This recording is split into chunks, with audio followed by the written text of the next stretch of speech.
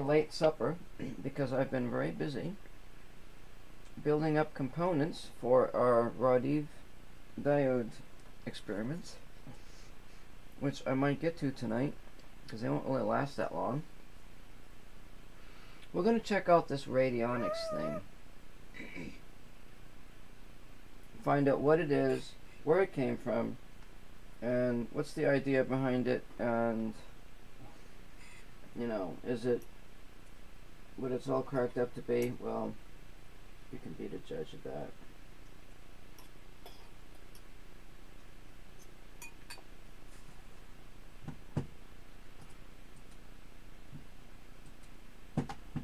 Medical delusionist. In the early 1920s, a Californian doctor, Albert Abrams, rose to fame selling a sealed magic box. It was claimed the box could cure all the ills of mankind. Drugs were to be outdated as the box treated patients with so-called electric wave. Still amazed by the wonders of radio, people believed that there was something in it and poured out millions of dollars for treatment. Millions of dollars, holy crap. How come I'm not showing what I need to see here? Let's try this. I'm on the wrong web page setting here. We'll get there.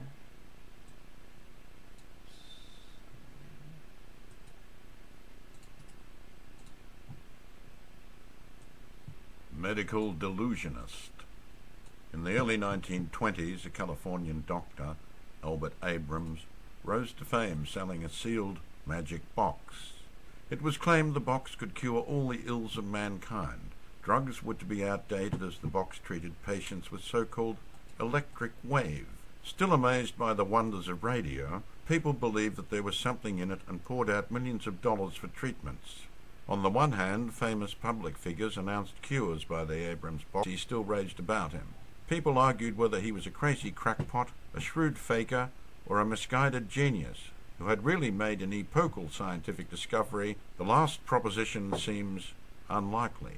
Born of wealthy parents in San Francisco in 1875, Albert Abrams studied medicine abroad. He graduated at Heidelberg University in 1882 and took postgraduate courses in Berlin, Paris, London, and Vienna. When he returned to the United States, he served for some years on the staffs of various colleges and hospitals before taking up private practice in San Francisco in 1900. Soon the fussy, gnome-like doctor was vice president of the Californian Medical Society. He wrote important works on subjects like clinical diagnosis, consumption, antiseptics, nervous breakdowns, and spinal therapeutics. His writings were translated into foreign languages. The New York Medical Journal described one as of extraordinary interest and usefulness. The British Medical Journal said another was an erudite and elaborate study. Dr. Abrams' first departure from normal medical treatment came in 1910. Leaving his practice, he lectured up and down the country on a so-called cure-all treatment he had devised. In 1914, he produced an even better money-maker. With a nationwide advertising campaign, he announced he had perfected a diagnosing device that would revolutionize medicine. Dr. Abrams claimed that given a blood sample of a patient anywhere in the world, he could sit in his California office and diagnose his complaint. All he needed was a drop of blood on a piece of blotting paper. From the blood, he was able to pick up the vibratory rate of the ailment on his diagnosing machine and so identify it. Identification of the ailment, however, was not simply a matter of reading a dial on the machine. As he worked it, the diagnosis became an elaborate and entertaining ceremony of mumbo-jumbo. An assistant, facing the west in dim light, was connected to the machine with a mass of wires. The blotting paper was then inserted and the switch turned. The assistant was supposed to be infected immediately with the symptoms of the faraway patient. Dr. Abrams was able to study these at first hand, generally diagnosing the trouble simply by tapping on the substitute's stomach. Then he sent off his suggested treatment to the patient by return mail. In 1920, the diagnostic device was superseded by Dr. Abrams' notorious magic box, as it was generally called. The doctor, however, preferred to dub it as an oculoclast. He predicted it would not only diagnose, but treat and cure and make ordinary medicine as archaic and useless as the potations of medieval witches and herbalists. Dr. Abrams still stuck to his theory of a vibratory rate for every complaint. With the oscilloclast, he claimed, he gave patients an electric wave sufficient to counteract the vibrancy rate shown for their complaints. Drugs, operations, and all other treatments were no longer necessary, he declared. Pioneers of frequency healing. I guess poor Albert Abrams is on the tail end of the stick here, and Wilhelm Reich, well, he must have been smarter, because he's at the foreground here. Nikola Tesla, well, at least he's got some backbone. He threatened to put all doctors out of business unless they used his machines in their practices. Within 2 years, hundreds of Dr. Abrams magic boxes were in use. In the United States and overseas, practitioners generally unqualified charged about $200 for a course of treatment. Most of them were estimated to net more than $50,000 a year from the service. Some had 8 or 10 boxes installed like fruit machines. Dr. Abrams shrewdly refused to sell any of the boxes. He made them by hand in a secret workshop and leased them only to approved practitioners. Actually, he approved of anyone willing to pay the $1,000 deposit on the gadget and $200 a month thereafter. He also collected another $500 for a short course of instruction in the use of the box. Each box was about a foot square and tightly sealed. No one but Dr. Abrams knew what was inside. No one got one unless he signed a contract never to tamper with it or attempt to discover its inner secrets. By 1923, the American Medical Association acted.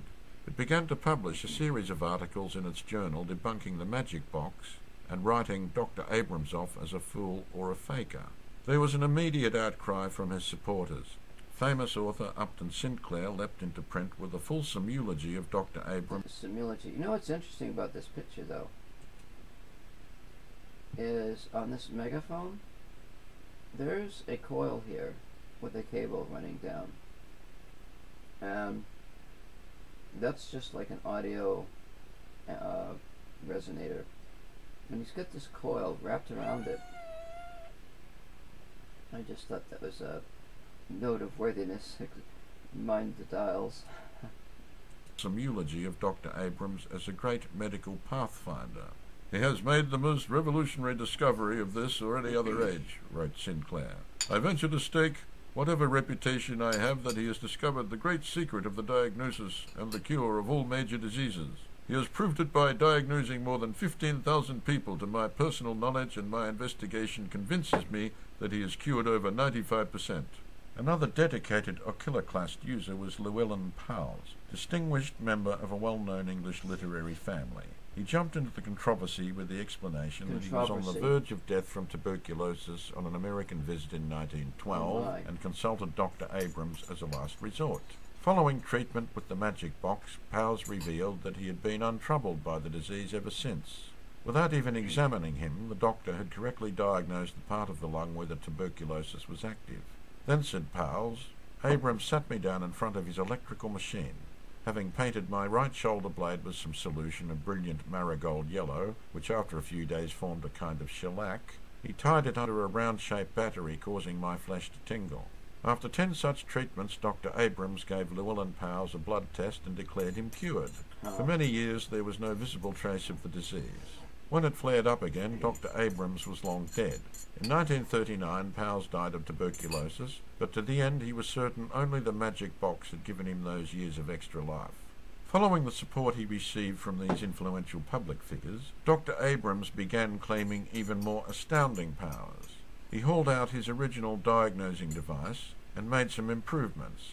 Then he triumphantly announced that he no longer required a drop of blood to diagnose an ailment. Now he could do so merely with a sample of the patient's handwriting. From that beginning, it was only another step for him to diagnose the illness of the dead from their signatures. He hunted down autographs of Dr. Johnson, Samuel Pepys, Edgar Allan Poe, and Henry Longfellow, and put them through his machine. Each man, he then announced in triumph, had suffered from venereal disease. Many people at once dismissed him as a crackpot. Dr. Abrams, however, was ready with even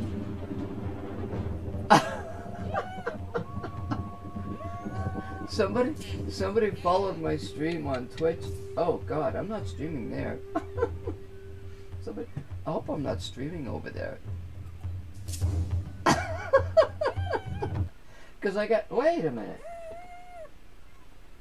Is that even? Oh God. That's not even supposed to be. That's not even supposed to be active. Oh my God! Somebody else followed. What? What's going on over?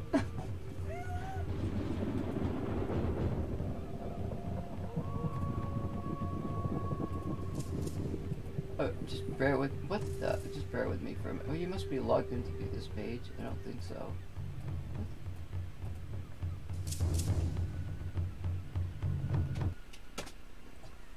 I don't think my. Wait a minute. Is my information on here? Wait a minute. What am I doing?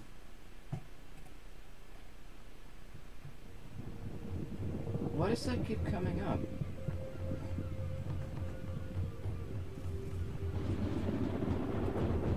This is bizarre. This is really bizarre. I know it's on my stream to monitor my like if people do a follow on my stream. I can't even get access to my channel. What's going on over here?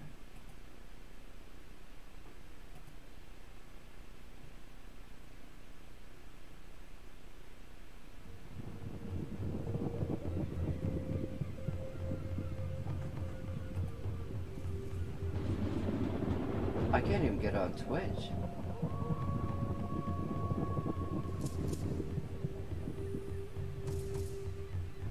Alright, something really weird's going on here. This isn't right. Is this computer messed up?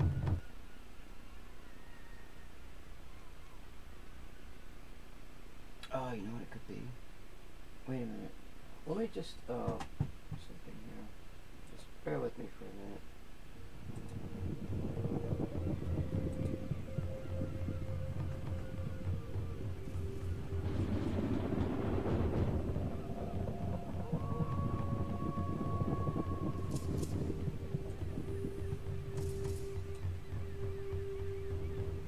So it'd be interesting because it's streaming on my. That's not supposed to be there. Okay, I'll turn that off. Oh, it was turned on.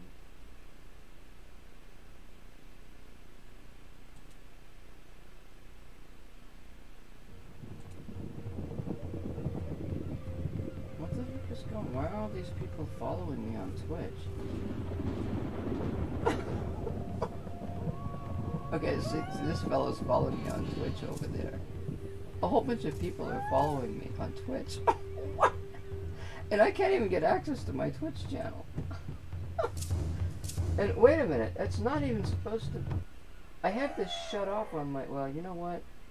We'll have to do. What am I supposed to do here?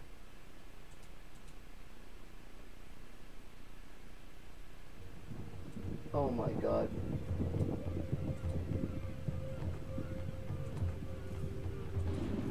I'm getting a whole bunch of people following me on Twitch. Something's not right. Hey, wait a minute. I gotta do something here. This is strange.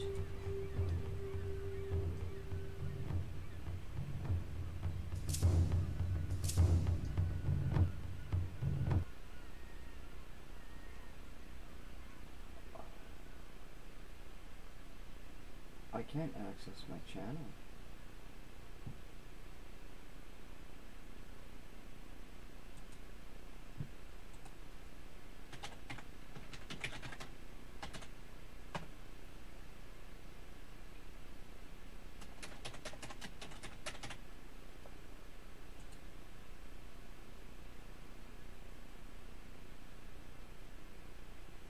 Bear with me, I'm logging into my. Something's not right.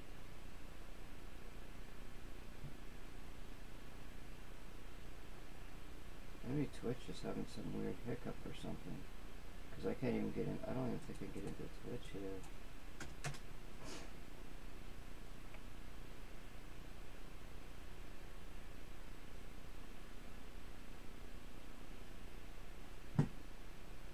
Can't access Twitch. Oh, wait a minute.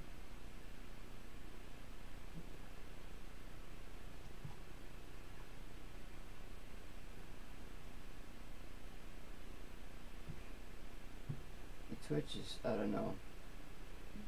Can't access it, and I had a whole bunch of people following me. Well, back to what we were doing here. Somewhere, let's see, 1C3. I don't know. It was sort of turned on in my stream, but it shut off. Oh wait, everything is shut off, and yet it come up on this. Oh wait a minute, am I running?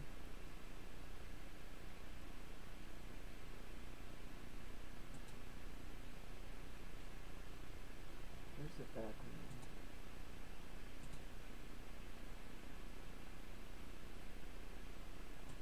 Oh, why is this happening?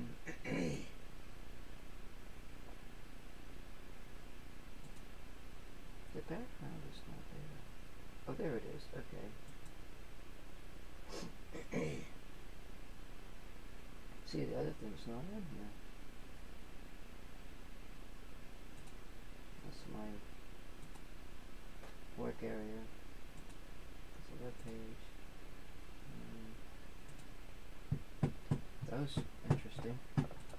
More extravagant claims. Sorry about that. He said his diagnosing machine could determine not only a subject's ailment, but religion and sex. He said that when he tapped on his assistant's stomach with a drop of the patient's blood in the machine, he could detect areas of sensitivity. Alright, well, wait just a minute. Alright, so let me go back to, let me plant this. Let me just, I want to look this up. Products. What is radionic and how it works? Holistic wellness. Radionic. The secret known as wishing machines.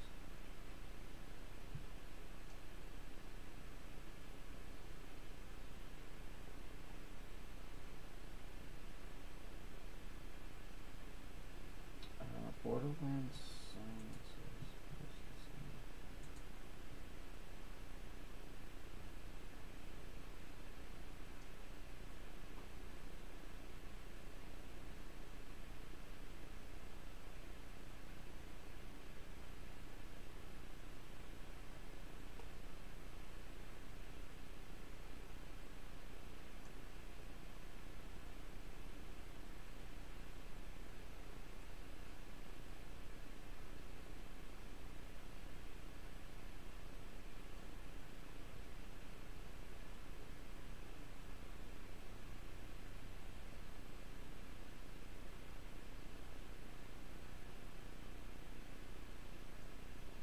An ultraviolet black box.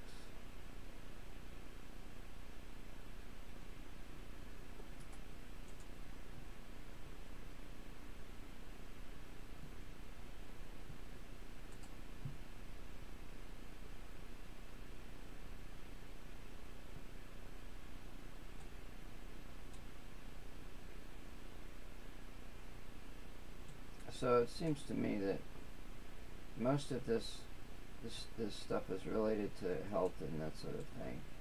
This device is supposed to, I don't know, detect health issues or something. According to Burrow, thoughts which induce emotion are more important as stimuli to the human nervous system than other parts, and L field voltages reflect mental and emotional states which can actually blah blah blah. One field cannot exist within another field without interaction. Oh, that's true. Key point for radionics is that human L fields also exist within larger fields of the Earth and are affected by changes in sonic fields. It has been known for millennia that the mind affects the body, blah blah blah. Now we have the T field. I have to, oh, I already finished my little meal. have to have another meal.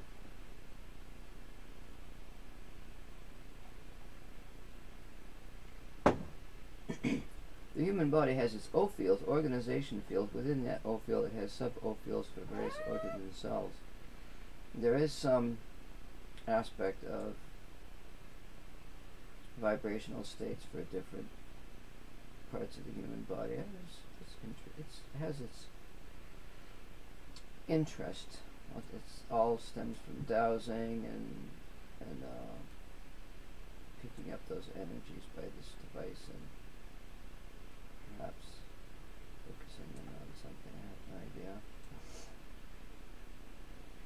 Well, yesterday we had a video and it showed a bunch of knobs and some crystals and stuff. I was not impressed.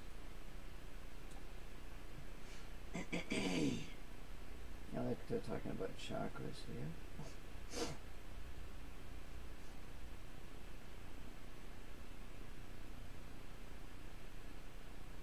Higher bodies, a point not often considered in conventional radionics because most healing centers on the etheric body. Once the prana enters the chakra, it is transmitted from this point by a process of differentiation into secondary energies which travel along the nadis and cause responses in the physical nervous system. Blah blah blah blah blah. There are chakras in other parts of the spirit body. Well, that's interesting. You know about that. Radionics will continue to grow and develop. I don't know about that.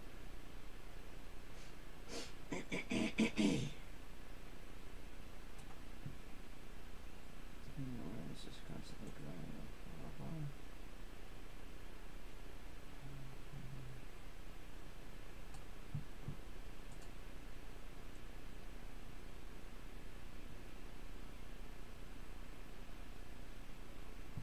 Subtle energy currents.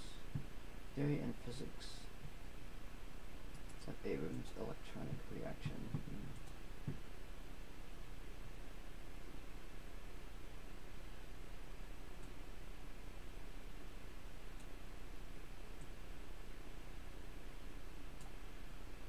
The Matrix is a good movie. Good series. Now that I've seen this, I'll probably go back and watch it tonight. No, I'm just kidding. Let's see here. What we got? What kind of power is needed for Earth radionics? Now there's an energy, okay? Let's actually talk about this for a minute. And it's something that there's the possibility that the Egyptians knew about, the ancient civilizations, some of the more advanced technological civilizations knew about this, but they didn't have a word for it. Now let's see if I can spell it right.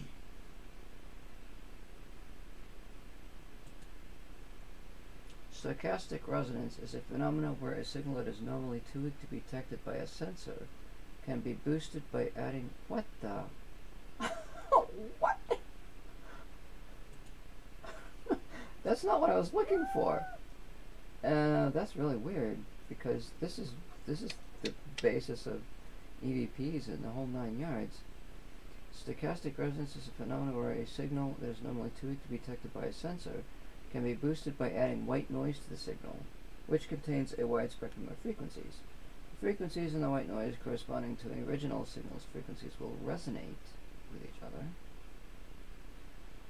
And that's where the Spiricom device comes in. Instead of what they did was, instead of using noise, they used formant frequencies. The Spiricom uses 12 tones that are commonly used in speech synthesis, and those tones are what will resonate with these EVPs quicker than noise will. That's sort of how that's the Spiricom device thing. Anyway, let's get down to what this is all about here. I thought I was looking for something. I was looking for earth energies, and I thought it may not be the resonance. It might be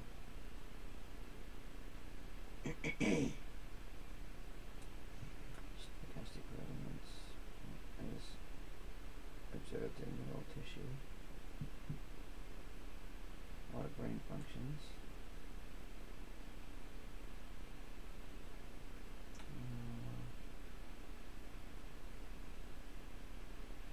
Gaussian noise.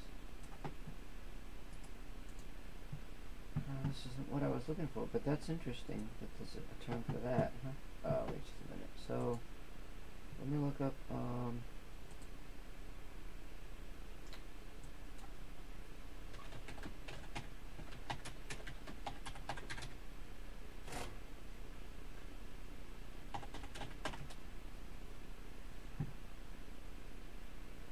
that's what it is. The Schumann resonance. I think this is what I was looking for.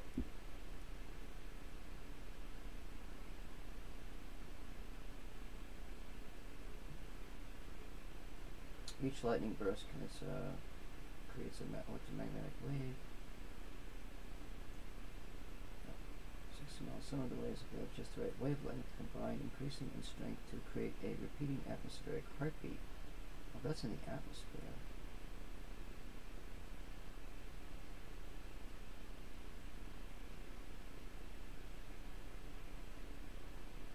This is an extremely low frequency wave that can be as low as 8 hertz, some 100,000 times lower than the lowest frequency. Well,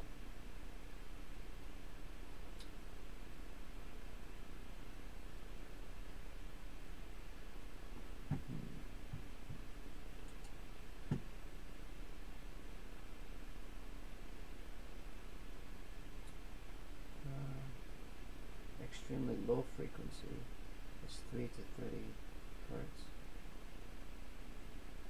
Schumann resonances. Maybe that's what I was thinking of.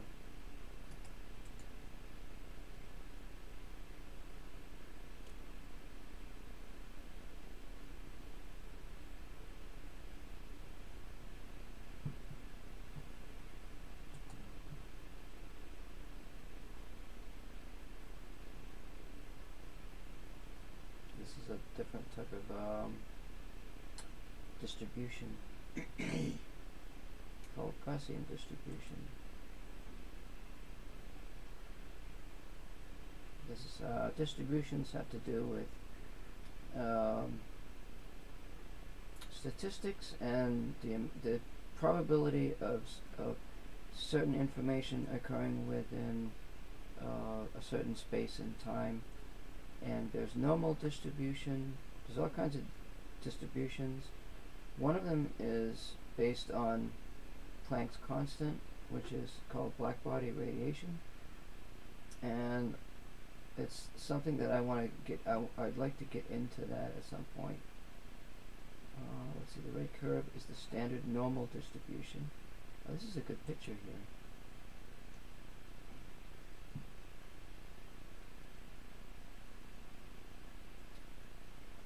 Wait a minute. Where did that information go?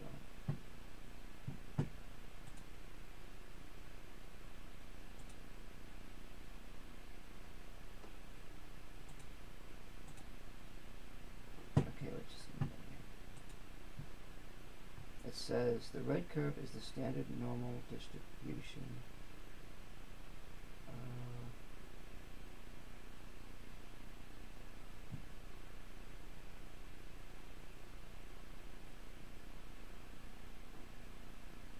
Normal distribution. Well, anyway, when you have different types of noise, they occupy a different type of distribution. Like white noise might be normal distribution, and pink noise might be either to the left or to the right, or it might be malformed or that sort of thing. And if I know that information, since I know that information, I can use that to create a filter that will have a better chance of getting information based on the type of distribution of the frequencies and the pitches and that sort of thing. It's a little bit sidetracked here, but it all has to do with we're studying frequencies from 0 hertz up to maybe 100 kilohertz.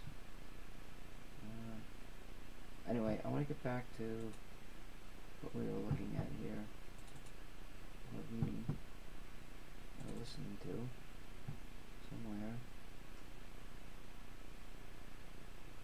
I seem to have misplaced it.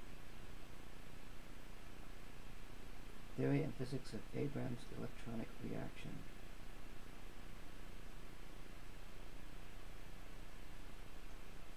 The electronic reactions are based upon the electronic theory of matter, wherein atoms of all matter include protons and electrons in their makeup and the arrangement,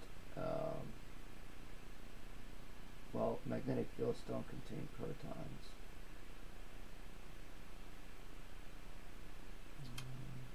I know these protons like chemical differences in all substances.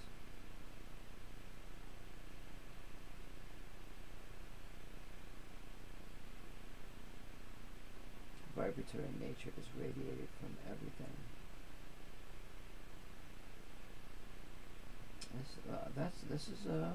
This is a truthful statement.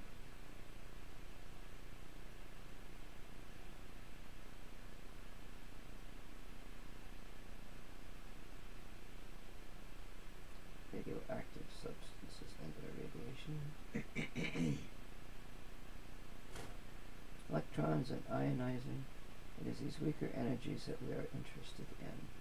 The apparatus proposed by Abrams for use in obtaining the electronic reflex is a modification of a well-known ionizing apparatus. A good description of the latter may be found in thus. In the ionizing apparatus, there are 2 spaced plates, A and C, mounted in an ionization chamber. One plate is connected to ground, the other plate is connected to an electrometer and an electric battery.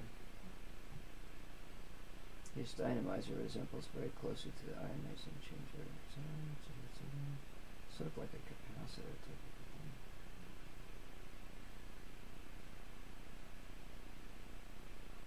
This might be, these could be coils, or they could be resistors, creating a resonant frequency. And what he's doing here is matching a resonance, but there's no indicator. It's done by feel or something. It is not special to indicate energies coming from all substances.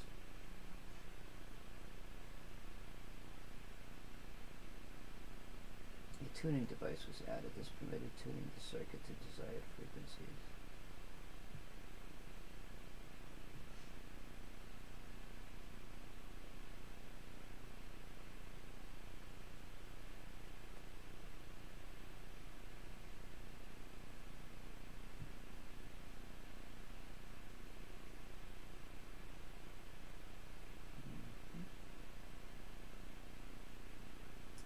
Is to say that resistance in this circuit acts just as the same as in any high frequency electrical circuit and retards the flow of energy.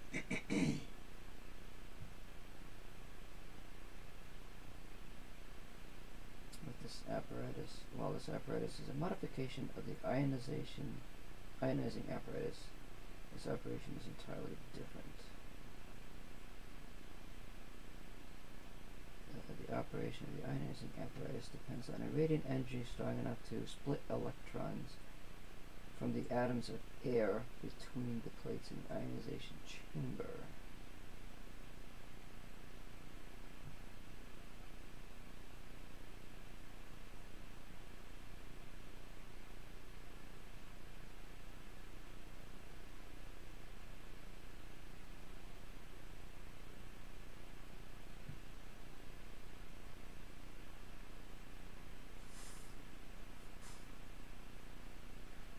However, no battery is used in the electronic device, and the energy is caused to enter the circuit by tuning the latter to a harmonic. It seemed to me that would be somewhat different, because harmonics are always lower in level.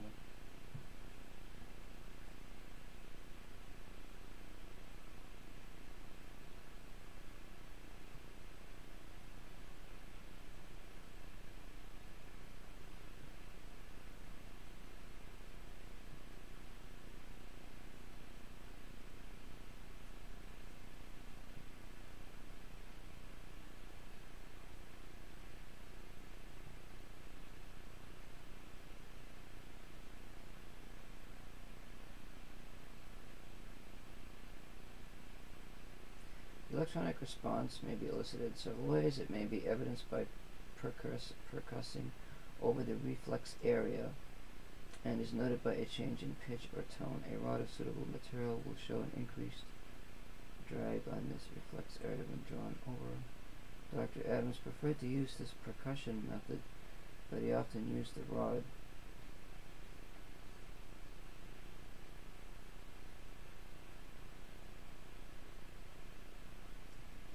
Amplistophone to demonstrate the increased flow of current, which is due to blowing of the resistance of blah blah.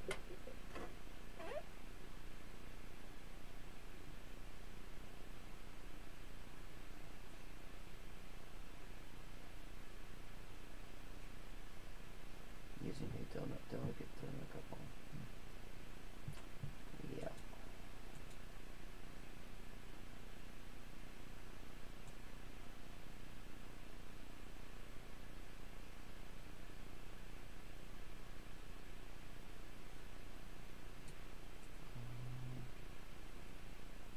I found that only angular adjustments of a magnetic pile which are designed to operate exhibits remarkable power modulatory ability. Coupled into an earth band determined via dowsing structures, I have aligned an 8-fold magnetic pile configuration.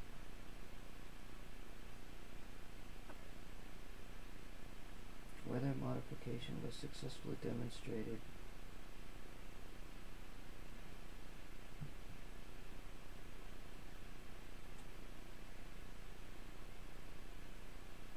Earth Radionics. Yep. I was looking, I guess that's that Schumann resonance or whatever it is. Yes, let me keep going here.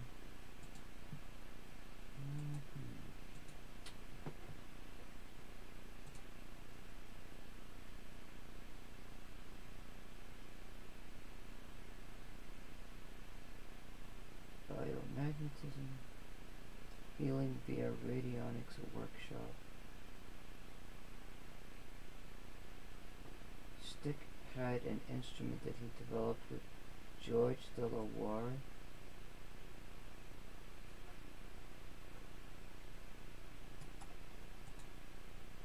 Mystical crystal expansion.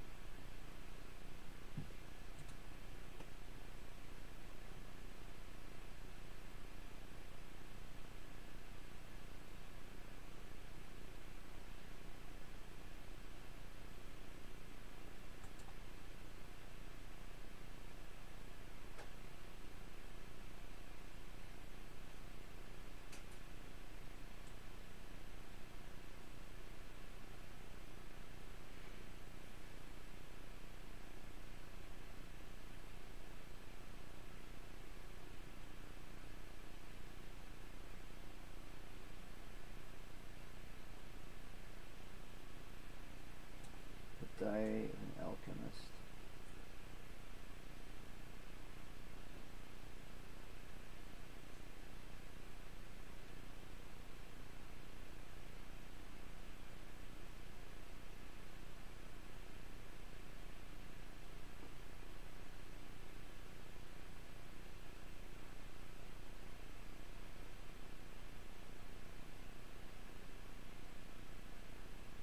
This guy passed away in 2011.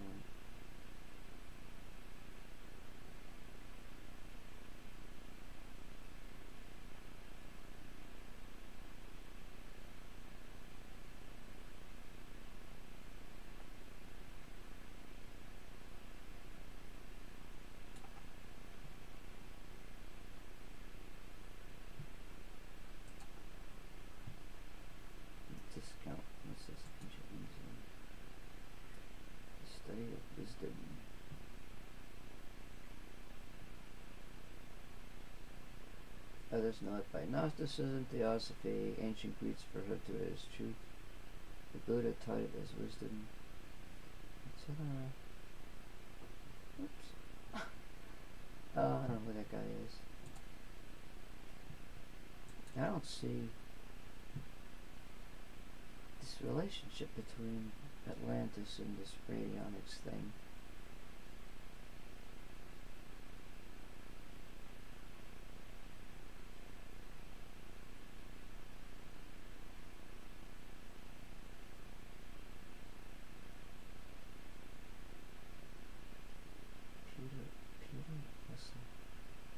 No.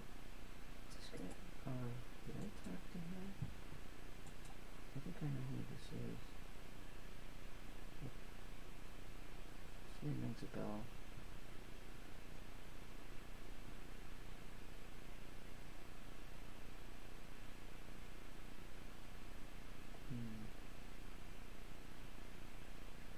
Let's read the quote of the moment.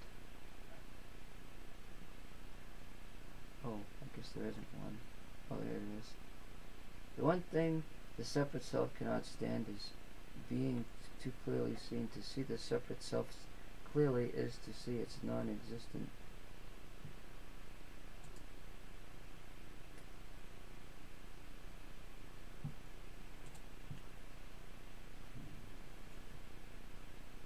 Oh, Radionics is hiring $24 to $45 an hour.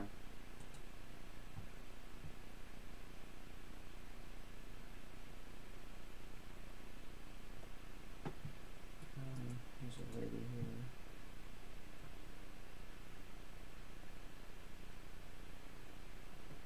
Oh, what's this?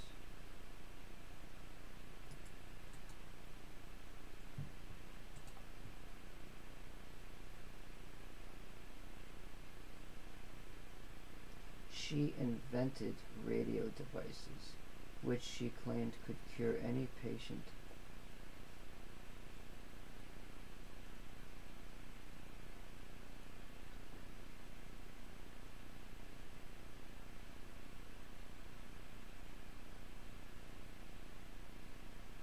The committee stated that the devices were quackery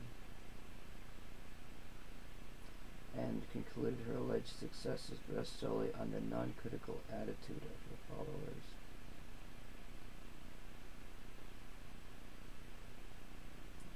She was investigated by California State Bureau of FDA inspection and charged with grand theft.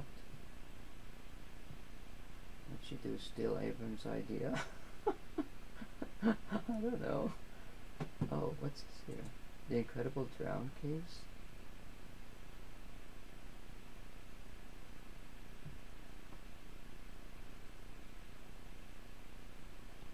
This person, a 22-year-old, entered a door marked Dr. Ruth B. Drown.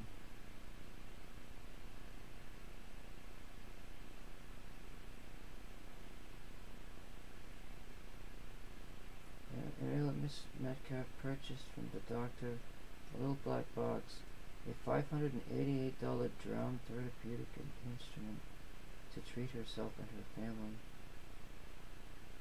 Wow.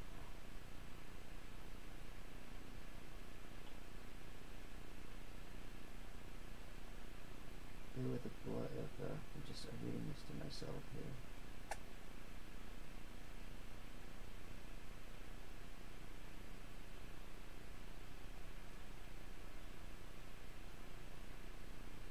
At the time of their arrest, doctors Drown and Chatfield had treated 35,000 people from all over the country and sold their devices to other fringe practitioners.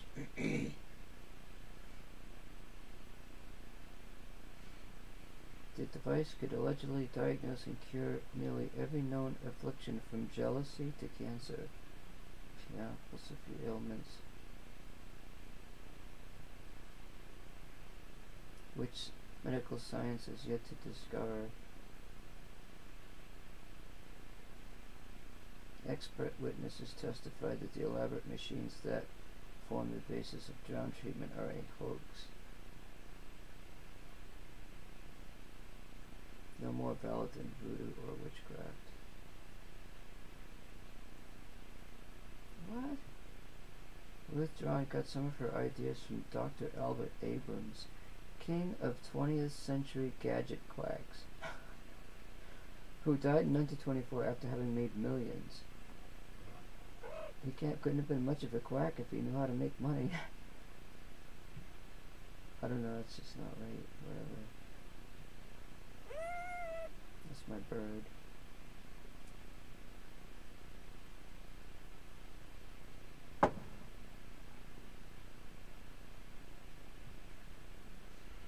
The rate book indicated the normal vibrational rate to be fed back into the body to restore health and treatment.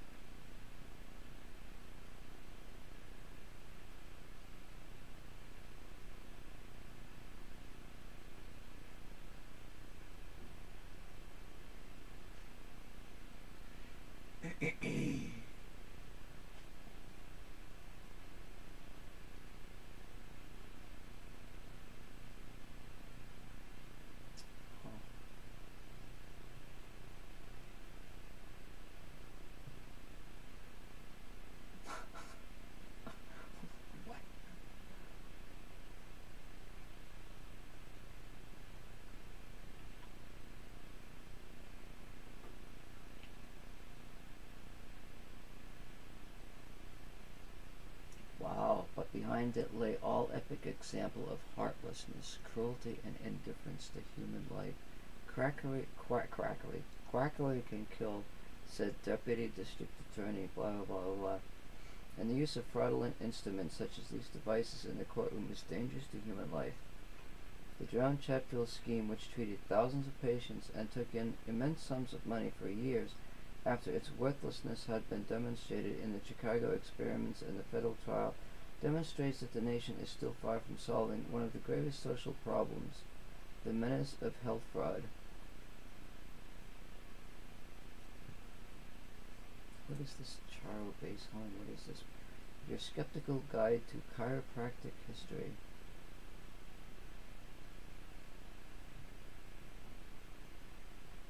Link to Quackwatch. Oh, is my site on there? Let's go find out. Yeah, bird. Oops. Where is it? Where did it go? Oh.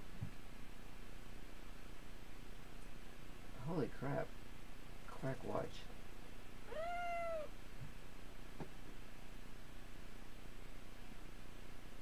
I guess these are all health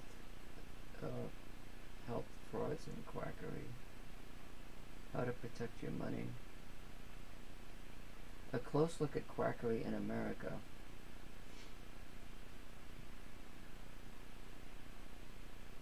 I had some ducks when I was a kid. I didn't think they were that bad. Except when the coons got chasing after them.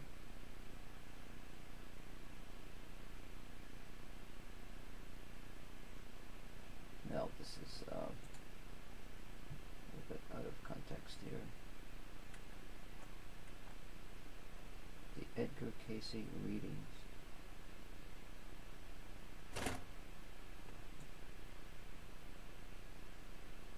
Legacy of a Quack. Oops. Nature of Hat. I hear people go to these practitioners. I don't mind some of it, but there's gotta be a limit somewhere. Appliances, radioactive appliance.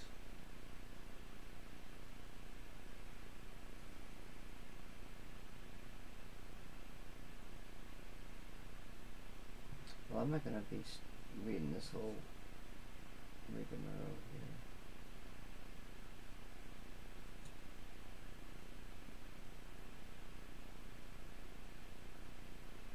Oh, look. There's that coil. I don't know what this stick looks like. What that is.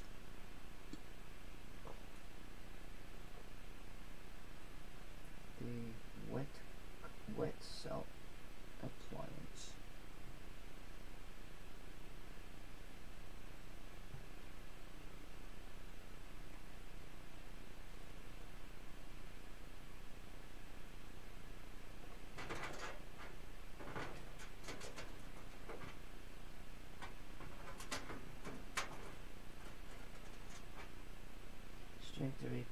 because it's at least 10 or 11 dimensions. The extra 6 or 7 dimensions are beyond our normal perception range, but are essential for the elaborate mathematical formulas that are the foundation of this model.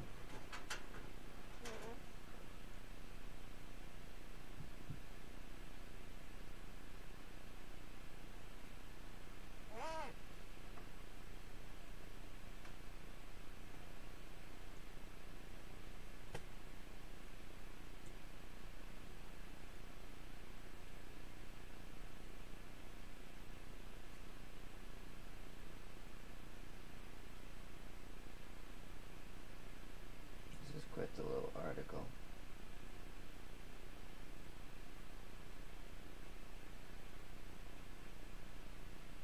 Excerpts from his readings, I guess.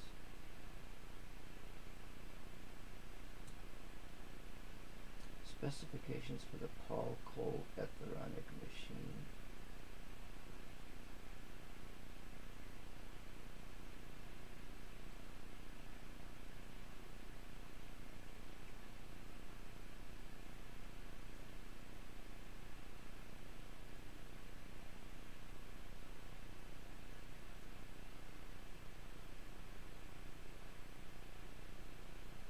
This is similar to Wilhelm Reich's orgone accumulator, using alternating layers of insulation and metal.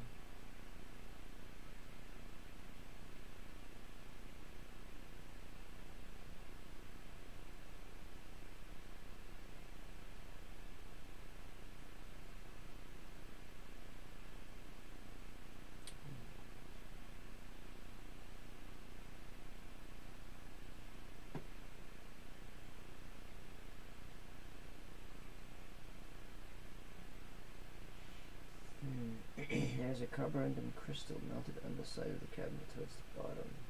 It is attached to both COM plugs and the only detector plate on one side, and a channel left to a variable condenser on the other.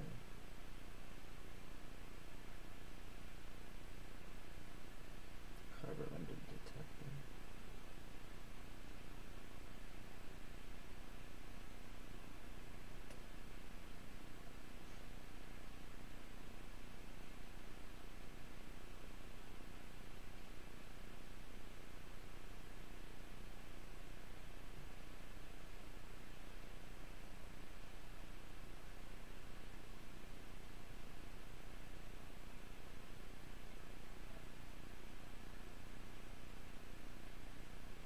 Bakelite, iron discs, felt ring above the top of the bottom, circuit diagram,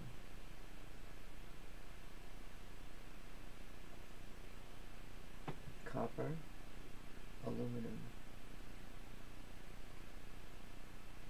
center-tapped coil, with the condenser, 10 plates, 7 plates, 10 plates.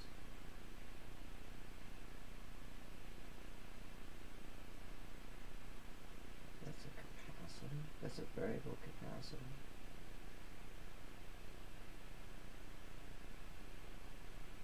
That's these brown things at the top here. Holy crap. Those are huge. Those are huge-ass capacitors, variable capacitors, I think. Because I could see the plates.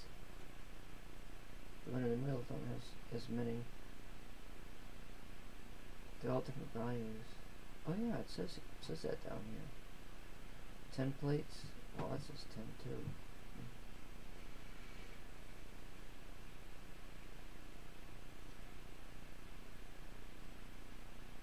I could build such a device if I wanted to.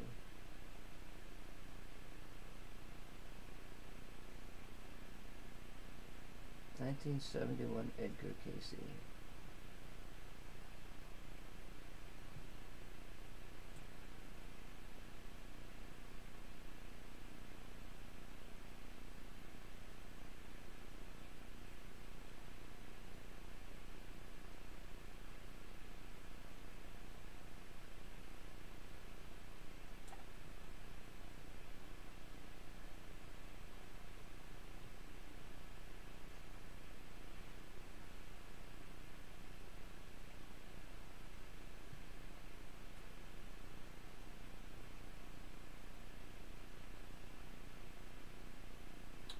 So perhaps a person stands on this plate and sends the information into this resonant circuit, and this other coil and resonant capacitor picks up that information and sends it down here, and or something that gets amplified.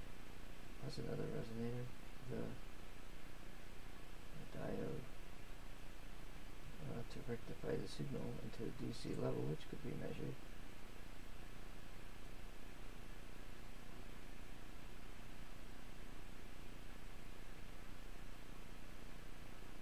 Got all kinds of health crap in here. I'm not going to go through all that stuff.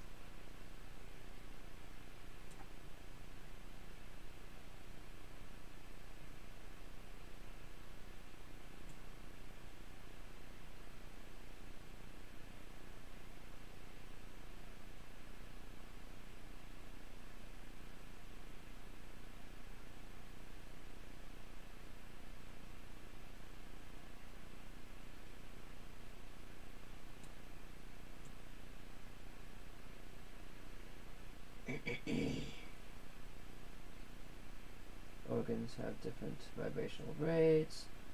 The numbers on the dial correspond to, there we go, to different aspects of, the father of radionics.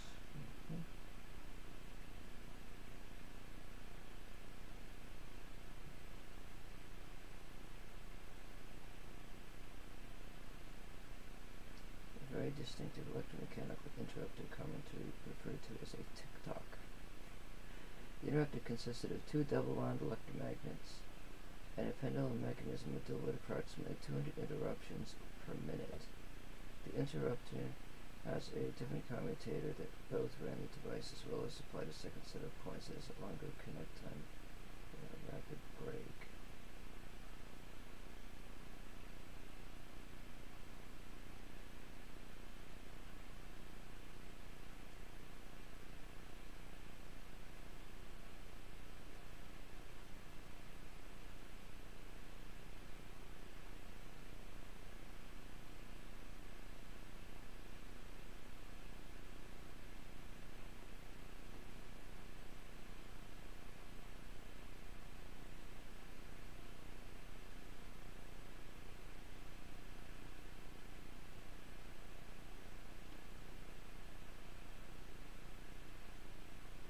Diagram of connections of an oscilloclast.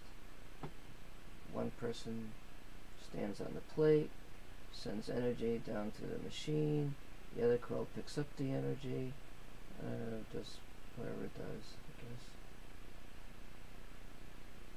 Okay, this person's connected with a wire to this thing here, which I'm thinking was the capacitors.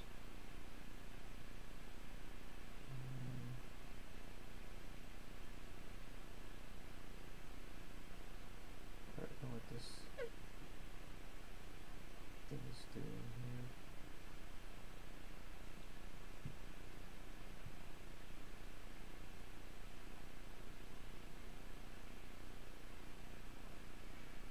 Oh, this thing is spinning. Oh, those are electromagnets.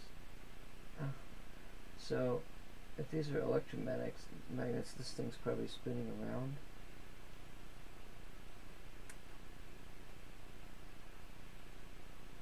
Lord, how did he come up with this idea?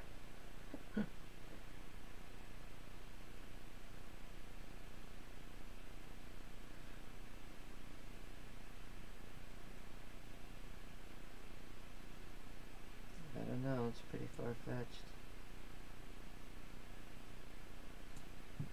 I mean, we're gonna look into some of this stuff, but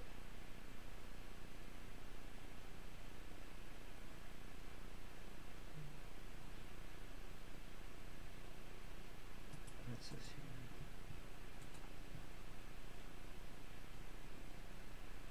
What time is it?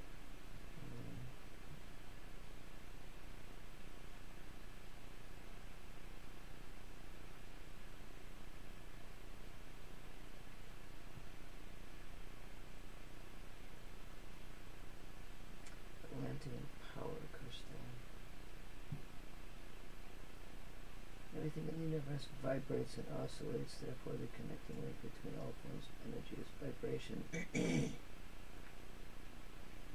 sympathetic harmony, and resonance. By studying and applying the principles of quantum physics and esoteric science, the psychoanalytical engineers at Life Technology were able to see beyond material matter and into the primary creative forces of nature. Utilizing the information from diverse fields, such as radionics, psionics, psychotronic, quantum physics, sacred geometry, sonics, musics, and metaphysics, has led to an understanding of how the human mind can interact creatively with the material universe.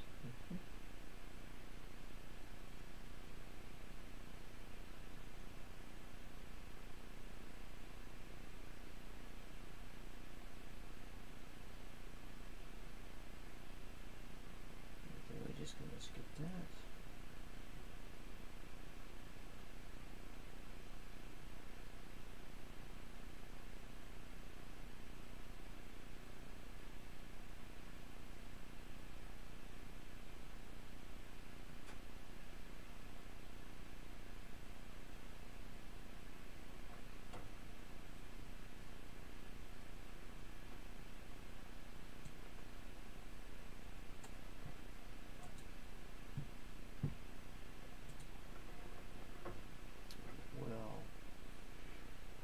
Strange world of radionics, psi forms.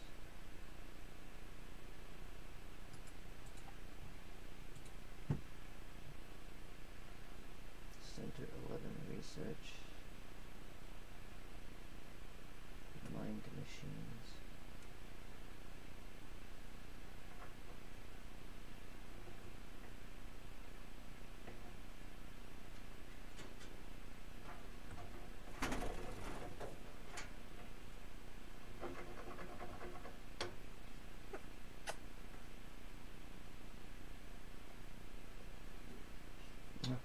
Why mess with building your own flux capacitor when you can buy a hyperdimensional resonator already built for only $590? I'm getting two, so I don't have to travel alone. What? Are you serious?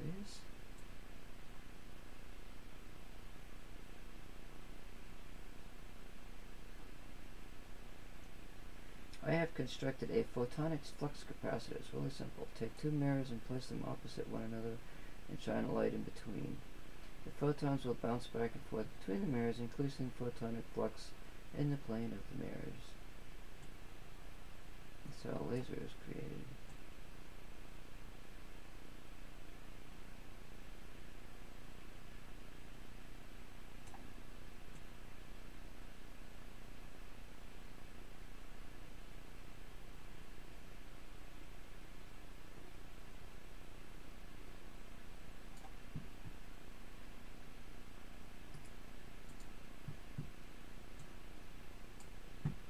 Selling something on here.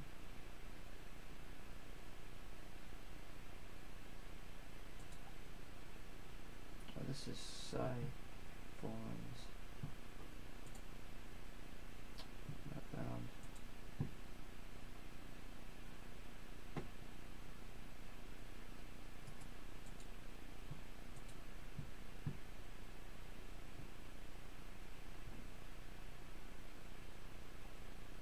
This is a fake web page. Some of these look like fake web pages.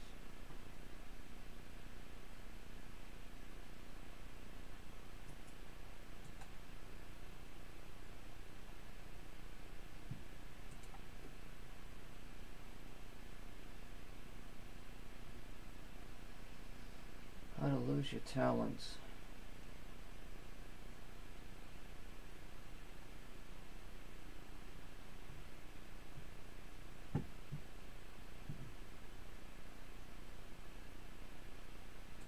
Look at all this stuff.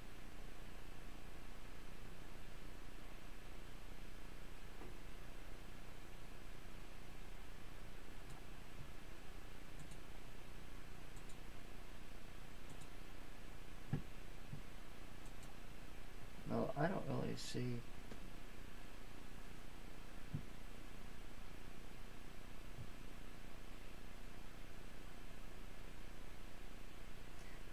Radionics Advanced Biophoton Analyzer.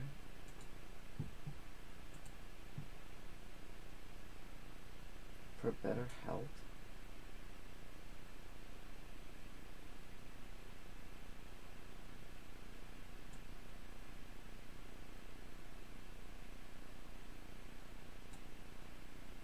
Where are these people located?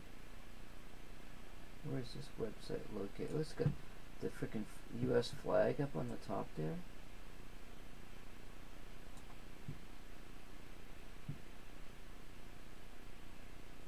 Patriot News.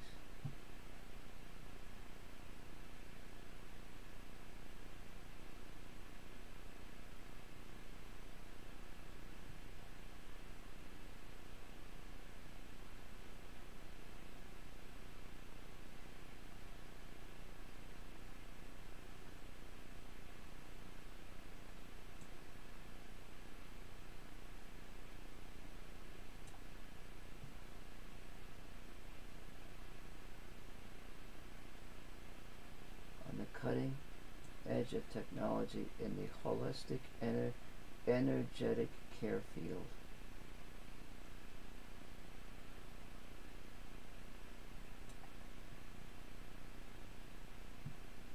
Biophoton analyzer. Get yours today for page not found.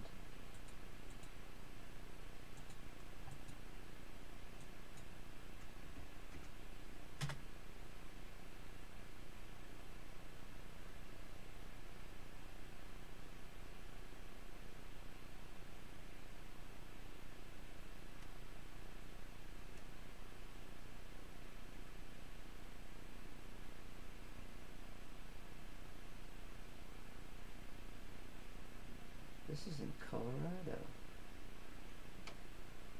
Disclaimer and fair use policy.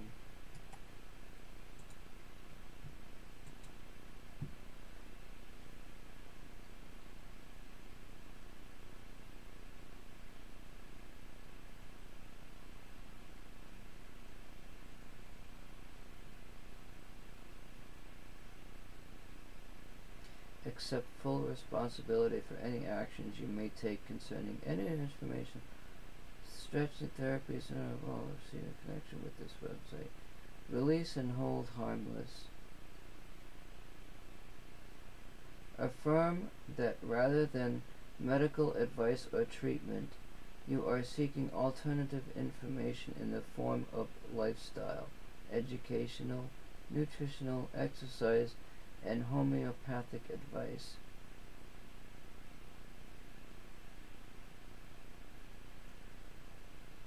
Understand that no circumstances should any information, suggestions, or recommendations received from this website, EML Labs, LLC, be taken or understood as a diagnosis, medical advice, or directions contrary to the advice of any licensed physical or mental health care professional. You must understand that EMR Labs, LLC is not a medical institution and that its employees are neither medical doctors nor licensed medical practitioners.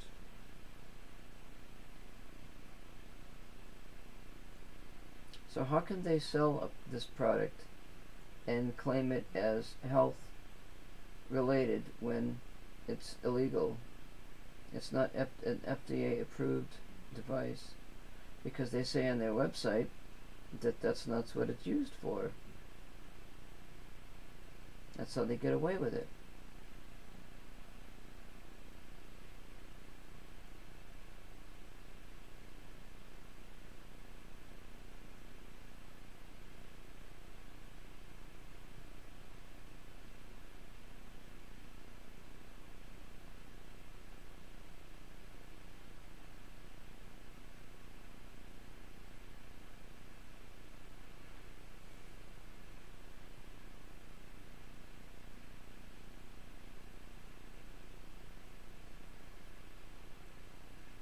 All of the materials and data offered in this site and on the radio program are for informational and educational purposes only.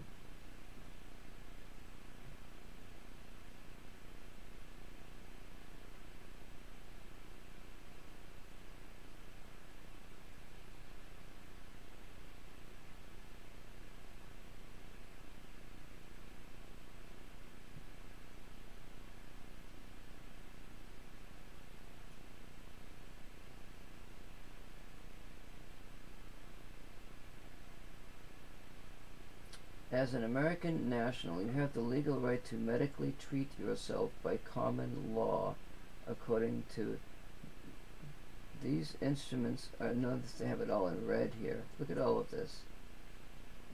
This is their legality for selling stuff to people. I don't know how they get away with it.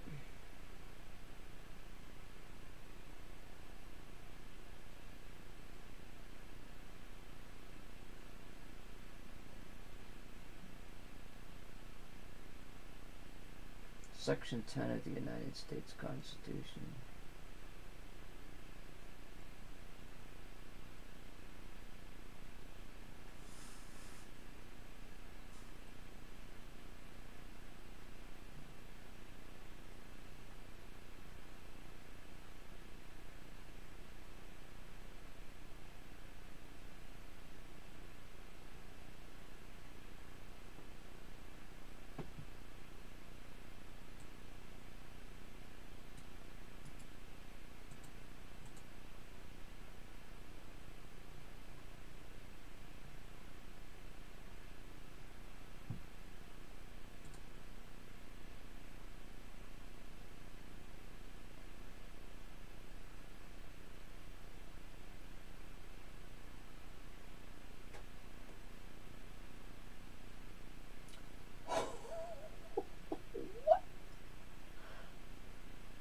The GB4000 and the SR4 and our set of exclusive crystal mineral resonators for only $2,325. You know what I can say in the middle? Dollars. The Eagle Remedy Maker.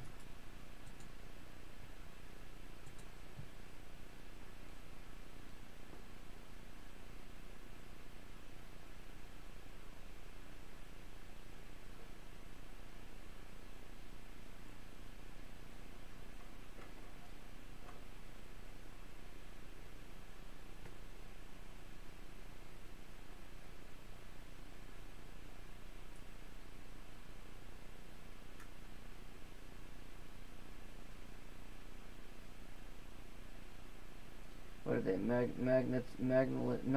Magnetically polarizing water and then attacking it with twin ray LEDs and infrared light pens to purify the water. You drink it and become cured. This tool is only $735, although it probably only costs about maybe a couple of hundred to build. Oh, the multi-vial charger. You can get that separate. The MVC is a must-have accessory. I have to get me one.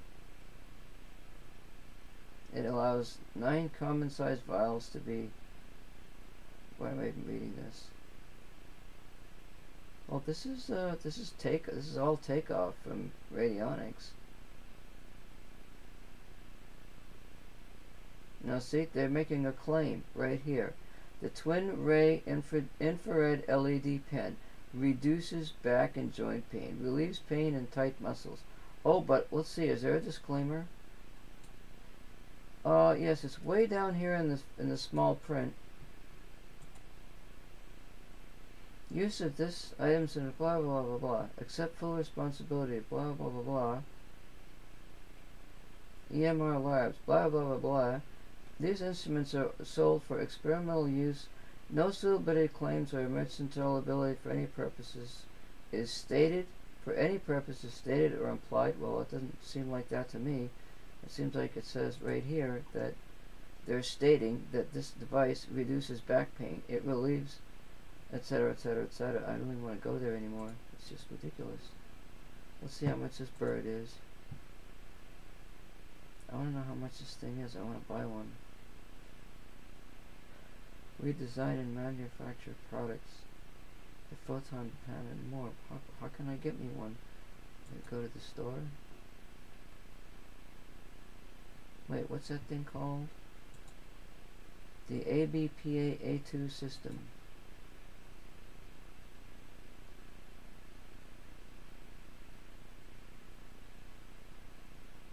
Oh, it's only $2,000.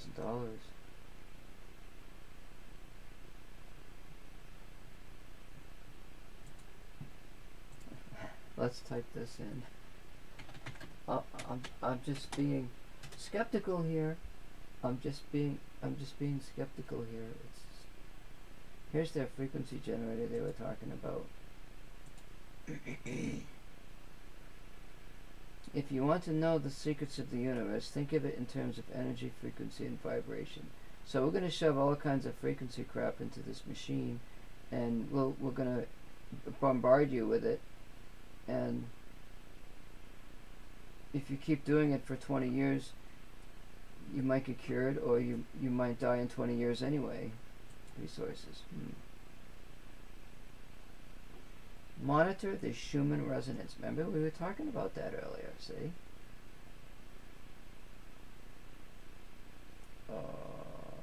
That's a Russian... This goes to a page in Russia. Why in the HELL would I want to go to a page in Russia?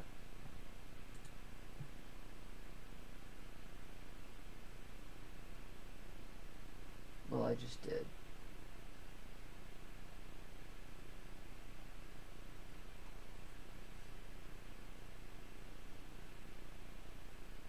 Schumann resonances, frequencies.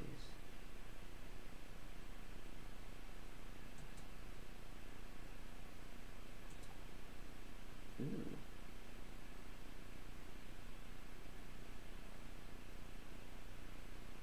Dependencies of the quality of Schumann resonance on local time.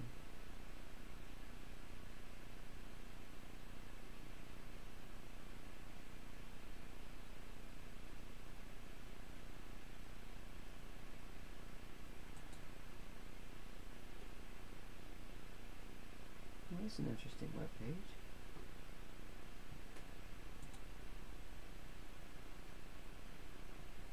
Please join us for a free 1 minute of healing.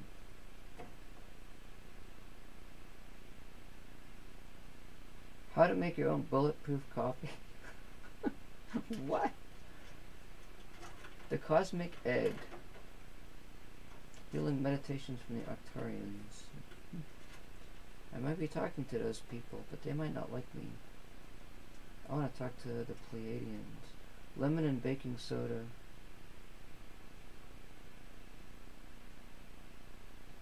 Turmeric juice. Using aluminum foil to alleviate physical problems, pain, and health.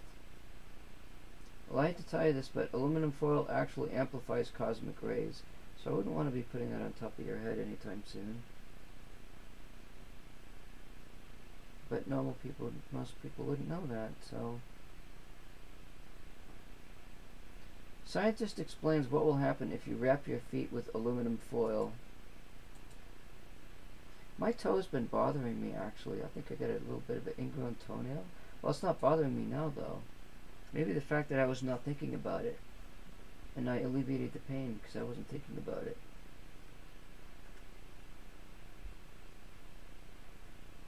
Especially pain. Well, I had that stabbing pain in my big toe, but it's gone now. Oh, shoot. Virus gene associated bodies. It's not aluminum foil treatment. God, I don't want to do stem cell. I don't want to put aluminum foil on me. That's ridiculous. Why would I want to do that? Dr. Mumby's phenomenal flu recipe. Apple cider vinegar. Oh my God, look at all this stuff.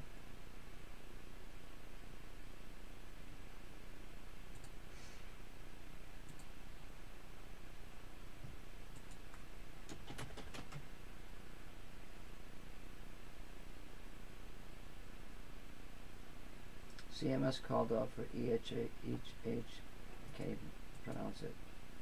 Let's read it.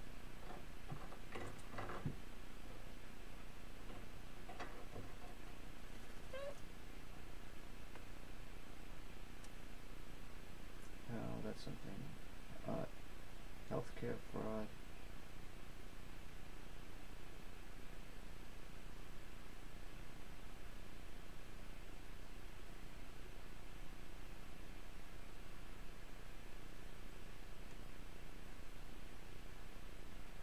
that somebody called me today and started giving me somebody else's patient information. I said, oh, that's not me.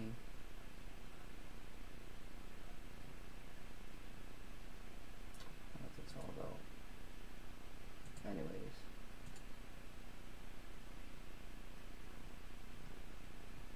That's just totally ridiculous. This is similar to this radionics thing. What are these people trying to do?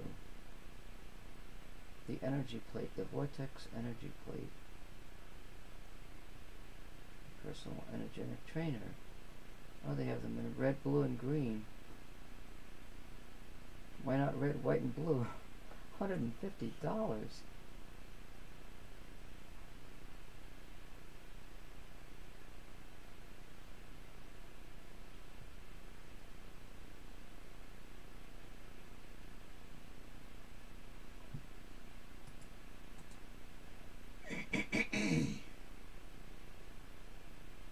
The energetic trainer. That shows you the energy.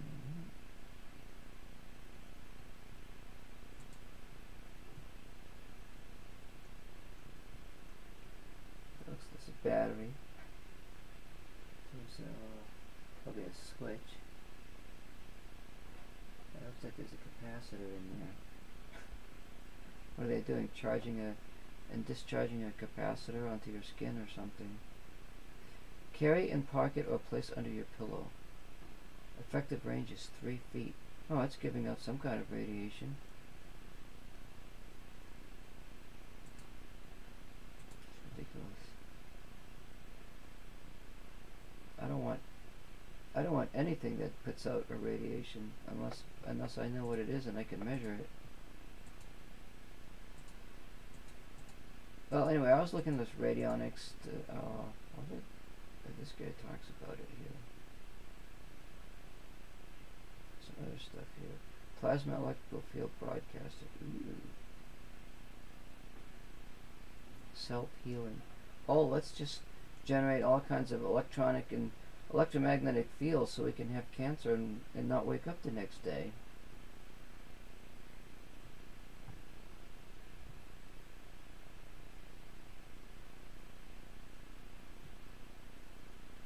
Now, devices like this will collect static charge. That's sitting on a rug or something. So that's probably creating ozone.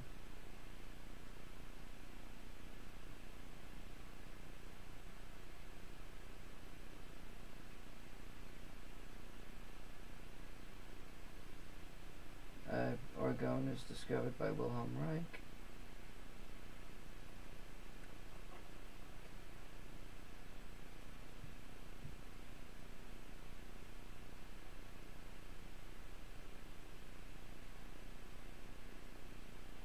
Amazing space age electro machine.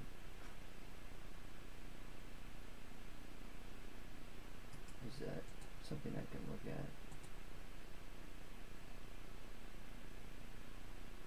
It just sends me to more stuff here. Oh my god, what is going on this webpage?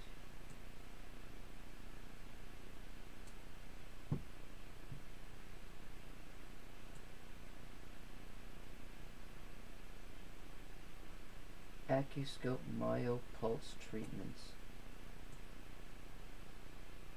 Oh, you know what?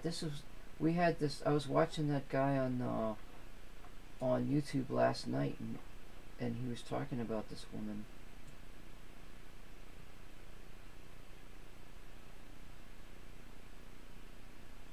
They look really smart.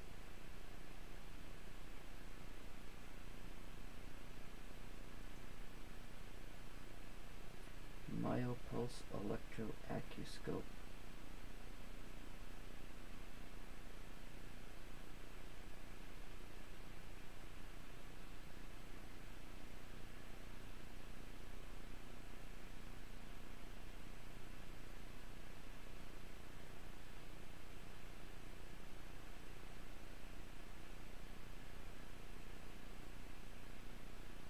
Equine therapy. Oh yeah, use it on horses. They're not going to complain.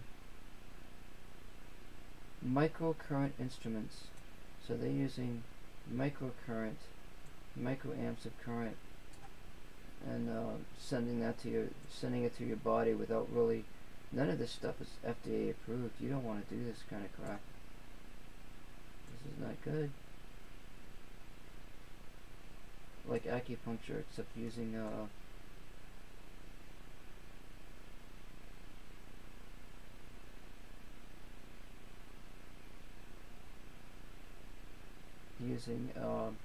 it's like acupuncture, except using microamps of current. Where did I want to go here? What is it? Let's just take a look at this here. Oh, that's a testimonial. I don't care about that. Anyway, look at all this stuff. What is it going on? Let's see what this is here.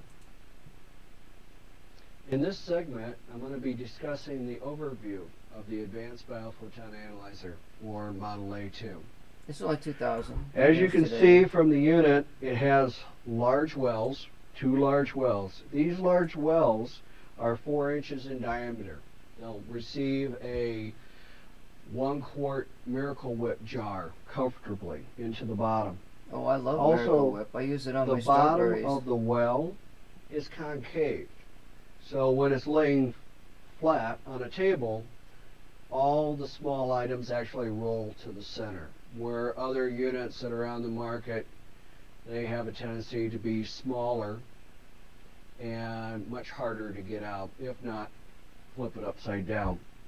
Now, the photograph well is at the top, and whenever you use the equipment, as I said previously, always inspect it for contamination, dirt, debris, dust. That also includes the photograph well. Now, we're also going to talk about the switches, and just to give you an overview, you have lighted switches to indicate when a switch is active. Usually the up only and down switches will that tell aren't me if going it's to be active. lit are the 3 main switches in the center. These are actually the workhorse. The switches on the opposite side, those are the sending unit switches, the transmitter. As we discussed, transmitting the long wave propagational field to you. Now, at the bottom, you see 8 lights. These lights are actually banks, or think of them as much like memory banks. As the software goes through and runs, it's accessing these different memory banks to figure out, to plot what subtle energy frequencies that you have within a certain range. If it finds something that, say, your body is overstimulated or taxed, for an example, if you're exposed to something that's taxing your system, then it will create a countermeasure. Each of these banks are different areas that it looks at. From the side, as we... No, let me just pause briefly. Okay, so some years ago I went to a demonstration of a dowsing technique where the person was the dowser would ask the person to hold a specific vitamin or whatever, and the dowser would immediately tell that person which vitamin that they were deficient in. And so it seems like a device like this, you could do it the same way. You'd measure the vibrational energy of some vitamin or whatever, and have it feed back through the machine to look for that energy that's coming from you. If it sees that energy that's the same as the energy of the vitamins that you have, then the light should come on and say, "Oh, you're good." And that it's almost acting. I mean, this could almost act like an electronic version of a dowsing rod. I just thought I'd throw that in there. And I understand dowsing and vibrational energies and all that sort of thing. I'm not totally saying I agree with it all, but I'm saying and it could also measure aura energies, light energy, the type of energies that you see in what's called Kirlian photography, that sort of thing. But maybe this is a little bit more attuned to the lower frequencies that generate, like, if you're lacking in a certain vitamin, your body might be giving off a crap load of frequencies at 17 hertz or something. I mean, you know, maybe they've done some research just to say, well, we could even look this up. Let's just go, let's say, what frequency do I lack if I am vitamin A deficient? I can't even spell it right.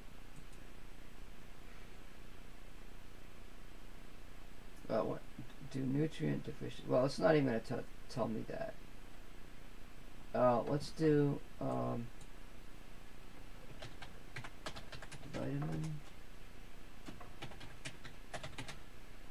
deficiency and dowsing. The mineral compass. Dowsing and food intolerance.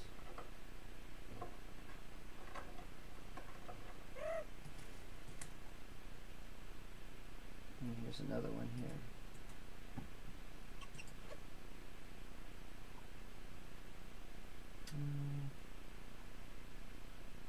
Dowsing can be used as a way for... See, this is just... Anybody could do this. Well, people... See, it says dowsing for water. I like the coat hanger method.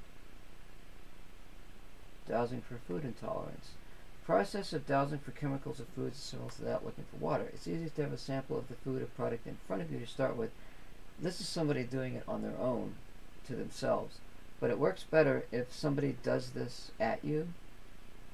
That way, supposedly it works better. Clear mind, blah, blah, blah. Can I tolerate this food? If the rods cross, the answer is yes. If they remain parallel, the answer is no. If one rod moves, they only move a little, the answer is uncertain. You can use a pendulum. Dowsing usually provides answers for the exact moment in time. Dowsing when you're tired. So that's just letting you know that there are other esoteric means of looking for this information rather than spending $2,000 on a machine.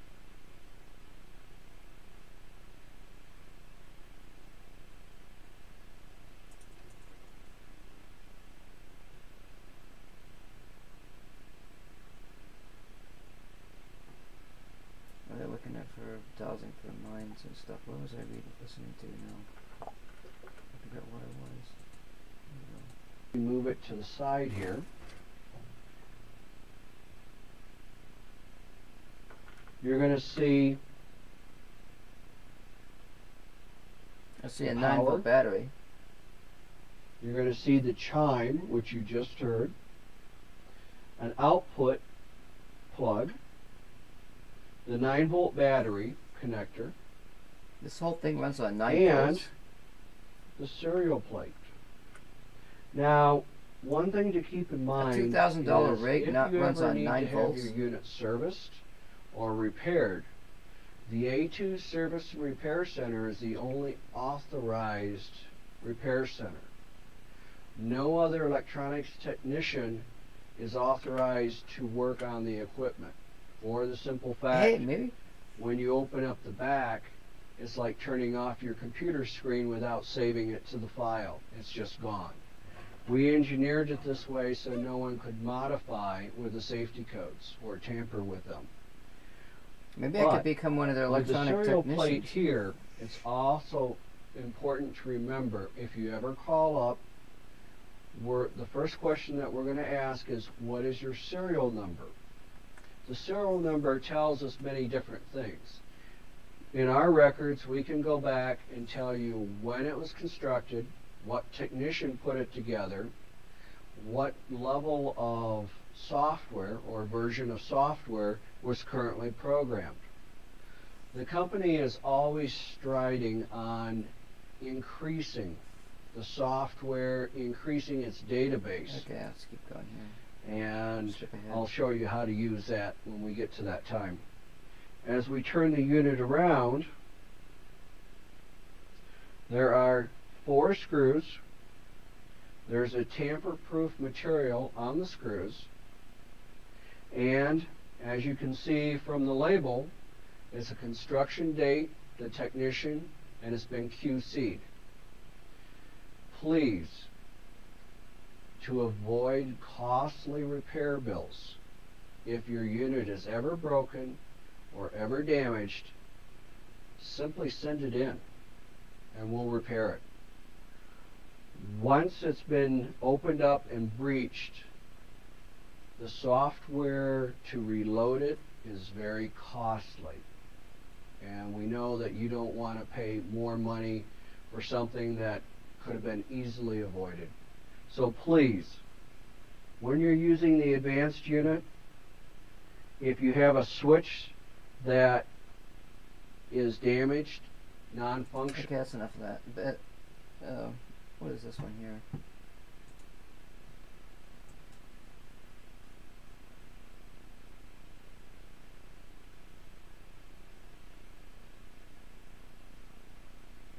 I should have a screen opening like that for my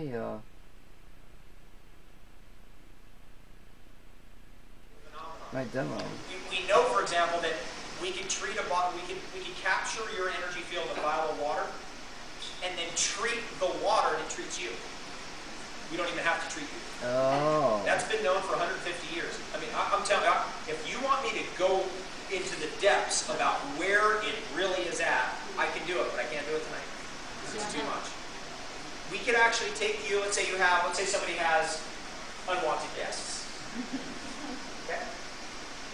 We could capture your energy. I have one of these devices at home, and I know how to build them. You can't even use the word radionics. It's illegal. In fact, if you try to put that word up on the internet in any way intimate that you know anything about radionics, that's the end. Because that technology completely deletes the entire pharmaceutical industry and chemical industry, agricultural business, all of it is gone immediately. Because you can take the trees, it's diseased, and you can take a sample of the disease. So you capture the tree's frequency, the disease frequency, throw the anti-frequency into the captured water bottle of the tree's frequency, and the tree out there in the yard is healed. I know this works. I got a thing in my foot years ago that was absolutely intelligently evading me. It was really tricky, very tricky. I mean, I have way more tools now, but what ended up happening, the way I finally defeated it is, somebody had a radionics machine. And I went, okay, let me try this. So I just took, it was like a fungus or something that got into one of my toes. As soon as I got it off that toe, then it went to the other toe, but it could never go back to where it was before. It was weird, like the toe suddenly became resistant to it. And then it worked its way all around all 5 toes. Finally landed in my big toe. And so then I was like, I tried everything I've got. And so finally, somebody came up with this whole thing about using this radionics device. So I said, fine, I'll scrape a piece of that skin off. I'll put it in there, I'll put the entry frequency into my water, and I'll drink that water. In 1 month, it knocked it out. In 1 month, it knocked it out. Now, there's a question there's no about proof of that. Multiple chemical It probably just went away on its own in 1 That's month. the device that does that. That device is called the Advanced Biophoton Analyzer. That's only pick yours up for $2,000. And what that device can do is designed for people with multiple chemical sensitivities. Because you can take a piece of tape, and these are people who are debilitated with serious chemical sensitivities, where they're allergic to the dust in their house, all kinds of problems. You just take a piece of tape, and you go around, you collect all the dust in the corners of the house all over the place, and then you put it in one side of there's 2 wells, 2 holes. You put it in one side, you do the antidote frequency, you put it into water, and then you drink the water, and all of a sudden your body is able to handle the dust. It works with cat allergies. I'd rather get rid of the dust and clean my house. Cat allergies. Why would I want to cat allergies? use the dust and be able to handle it? What you can do is you can put your own frequencies into the food. So the food comes into phase with you. It's like it's part of you. And so when you eat the food, your body totally recognizes it as part of you and doesn't recognize Let me it as just go something. back to the beginning here. I just want to listen to something. See what he says here. For example, that we can treat we can capture your energy field in a vial of water, and then treat the water, and it treats you. We don't even have to treat you. Capture the energy field in a vial of water. Okay. Then isolate the water. Measure the field that's around the water. Compare it to a reference standard. Let's say it vibrates at a frequency of 17 hertz. Well, the anti-frequency of 17 hertz is going to be 17 hertz, but it's going to be 180 degrees out of phase. So how you're going to tell me, this guy and these people are going to tell me that they can create, they could attack that water with an out of phase 17 hertz and then have you drink that water. That's really bizarre to heal you. I don't know. I'm gonna look something up here.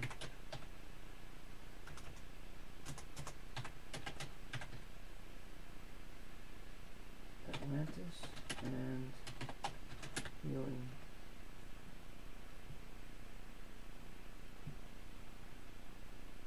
The Atlantis Code and 12 Heals of Podcast.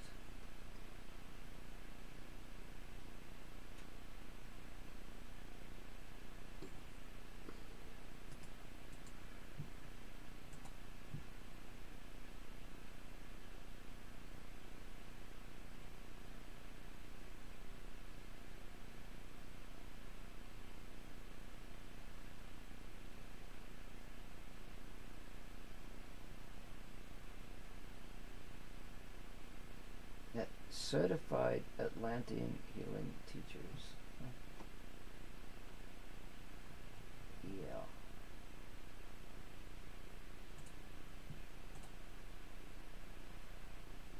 Reiki.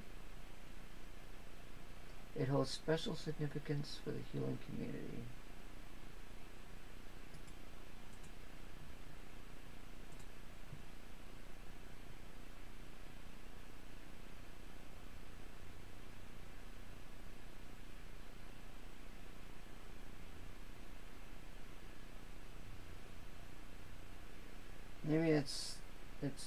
Maybe there's stories about Atlantis that they were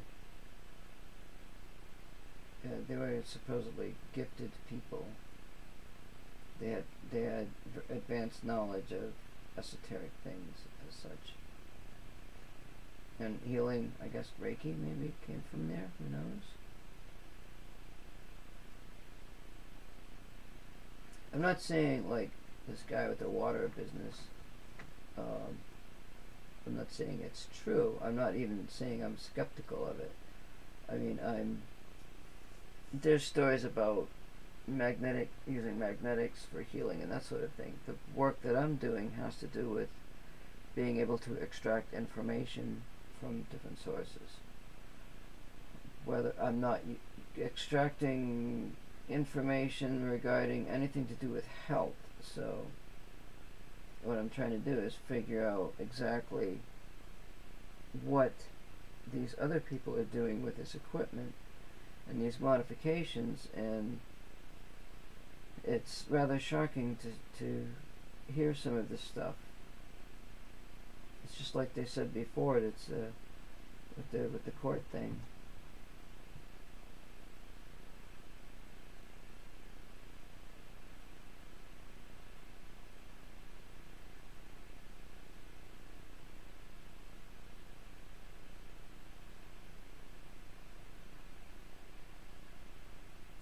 Reiki.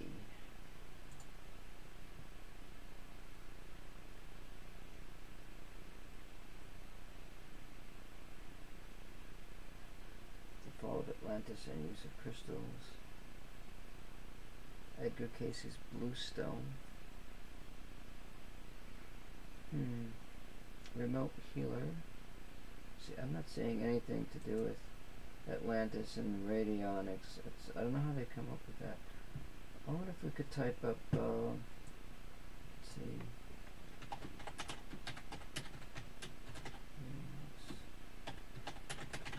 Was it discovered or was it invented?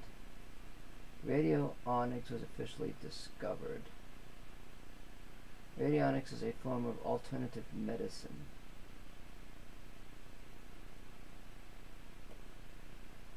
So what it does is it compares energy in a good known source of energy versus a diseased source of energy.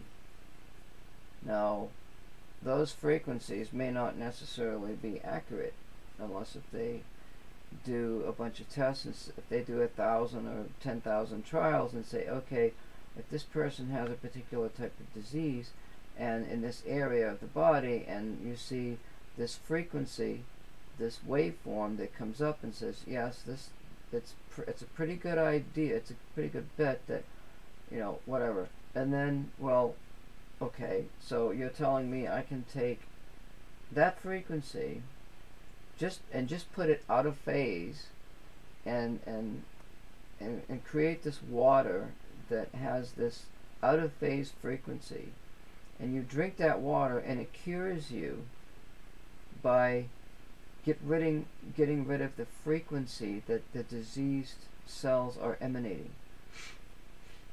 because it nullifies the effect of that frequency.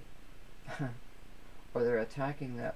You cannot, that's impossible unless, I mean, you can't, there's no way you can synchronize the phase between frequencies unless there's a feedback loop. The person would have to be there. That's just strange. Oh, here's the Burkina Labs thing. That's where the guy was doing the thing last night about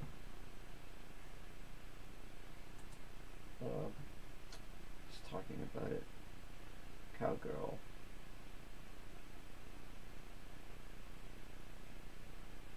Duncan Laurie. Cowgirl Extraordinary Radionics Healer. So that's what it's all about, I guess.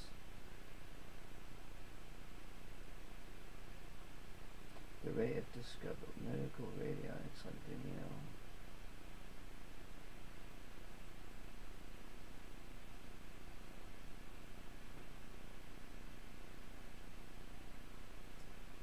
Three great scientists deleted from the establishment's history program. Three great scientists. Who are they talking about? George Starr White, Albert Abrams. Oh, Ruth Drown was a great scientist and she was arrested for quackery.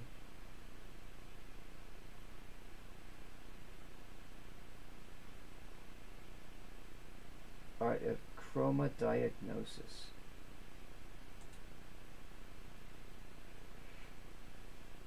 His development of color beams to elicit responses in the iris of the eye of the body marked the first recorded radionic diagnosis of a disease.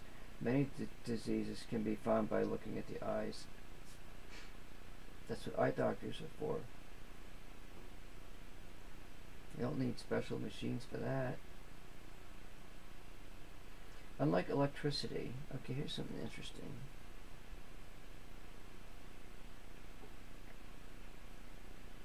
Unlike electricity, this human energy could be stored in Leyden jars for up to 24 hours.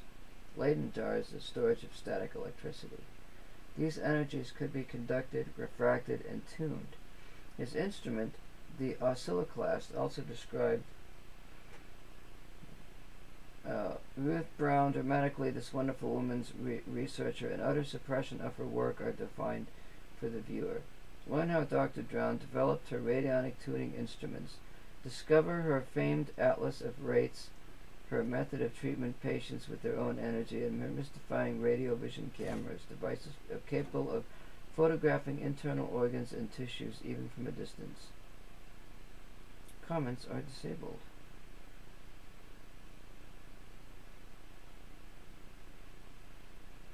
Related videos.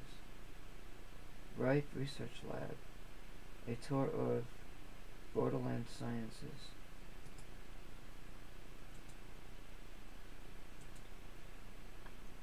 A tour of the Borderland Museum.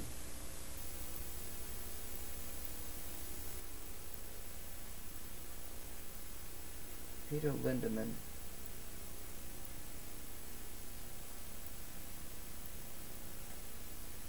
Oh wow. Explains the concepts of biocircuits and gives an in-depth overview of Orgone and Wilhelm Reich's work. I don't know about what Reich. And an orometer, and here's Mead Lane, founder of Borderland, and Mark Probert, early channel that worked with Borderland. Actually, the main focus of Borderland in the early days. Here's Anton Mesmer. Goes on and on. Anyway, it's interesting to see all of these. These are some perpetual motion machines. You should show these since it has some interesting ones. That's a pretty regular magazine in Japan, and it's big and thick and glossy and well put together. And it'd be nice to do something like this in the States, but it would take major interest by people with money, which is as hard to do as build a perpetual motion machine. We just wanted to show that to show what kind of stuff we have in our files here. We have literally thousands of books and magazines going. This is just one issue of this, and Borderland is referenced as a source of worthwhile information all around the world. Yeah, we have a few members in Japan that send us this material from time to time. So we collect things from all over the world. And now what we're going to do here is cover a little bit of the energies coming from different shapes and forms, symbolic radionics. So right here, this is the cover of the latest journal, and on it is a drawing that was generated by Pat Flanagan, who's done a tremendous amount of research on the natural energies coming from forms. You may remember over 10 years ago he put out a book called Magnetic Form Resonance, which was a real eye-opener for me. I remember when I first read that. And some of his early work with what the ancients called yantra. Also, he was probably best known for his pyramid and his pyramid grid that we showed yesterday. Exactly. I'm not sure if this is an actual Flanagan one or a copy, but Patrick was the one that originated all this work and really got it into the consciousness back in the early 70s. So here's a little pyramid form that's formed out of plastic. And I've seen Curlian photographs of this with little energy spikes coming off the top of these. I've done a lot of dowsing with these two different I had some with 64 pyramids and 16, and different configurations had different types of spins and sizes of spins on. There was a big rave back in the 70s when some group behind the Iron Curtain, I think it was in Czechoslovakia, filed a patent that said that something like this would sharpen razor blades. Right. I did a number of experiments with that, and the fact is they do. They do. I did that too. It's totally unbelievable, but it works. And so I got interested. Well, here, go ahead. Let's just show this briefly. Here's one that was made by a man named Herman Menke. It's we've used this for growing sprouts. I got a real strong magnet from somebody and told me if you magnetize sprouts, they'll grow real fast. So we did a test with magnets and this just really made the sprouts grow. And what is this? It has a Lakhovsky coil similar to what we saw in the Japanese magazine, and one side's like this, sort of reverse polarity. And just something in the collection here. Thought we'd show for people that like to build little gizmos. In the mid 70s, I got very interested in this idea of energy resonating from forms like this. And I started looking through the basic literature to try and find some very inexpensive ways of doing this. And one of the first things I ran into, which was very interesting, was this drawing. Now this was originally, we've traced this back to antiquity, but it was certainly made famous by the research that Pat Flanagan did on it. Right, it was on a Sensor 2 pendant. Yeah, this became the heart of his Sensor 2 pendant, and he sold a lot of these. He sold them on transparencies, very large. He sold them as little metal medallions. He sold them all over the place. And it was also an integral part of the antenna system for his little ELF pulsar called the Earth Resonance Generator. Right. And he found that this diagram focused an energy that was very beneficial to life. And he called it, he said it focused what the pyramids generated, what he called the pi ray. And so I became very interested in this. At the same time, Christopher Hills was putting out a device called the pi ray coffer that used a different symbol on it, which was this one, the concentric squares diagram. Right, I built the pi ray coffer from their book, and anyway, this was a small radionic type device. We don't have one here. It cost about $100. It was a little wooden box that had one of these on the top and a mirror on the bottom, and it cost me about $1.50 to build. Yeah, exactly. Anyway, it had a little coil going down into it, and you'd place a piece of paper that had a thought on it or something, and your witness in it, and it would amplify that. And these things worked really well. And I became fascinated with this kind of thing in the early days, 13 years ago. And so I decided to try and come up with something that would do this that was very, very inexpensive. Like a drawing. If we could come up with a drawing like the because we'd seen all this information about if you just draw the Hieronymus machine, it would work as well as the machine, and all this stuff was in the literature. So I went through a number of different books, and I picked out these 4 main archetypal diagrams. And I've shown you the concentric squares and the Flanagan Sensor 2. And there were these 2 others. This one also dates back to antiquity. The largest one of these I know of is at the J. Paul Getty Museum in Malibu. It's about 9 feet around in stone on the floor, and you can stand in the middle of this thing, and believe me, it'll make your hair stand on end, the energy coming off of that. This one was also used by Christopher Hills within his system that they called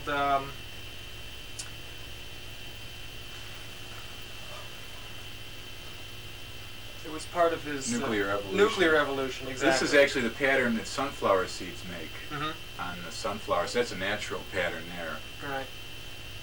So anyway, a number of these things have been looked into by Flanagan, Christopher Hills, and myself, and I'll just show you close-ups of these other 2 diagrams here. Here's the one that was used. Lifted it right out of the Nuclear Evolution book and then blew it up.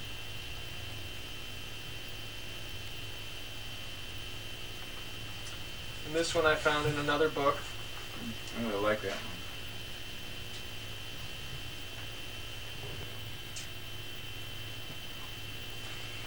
So I became interested in these situations, and one of the first things we did was, going back to this, Christopher Hill says in one of his books that the concentric squares diagram that we showed earlier generated the same kind of energy as a pyramid like this. So I did some experiments, and I put together a sheet of paper like this.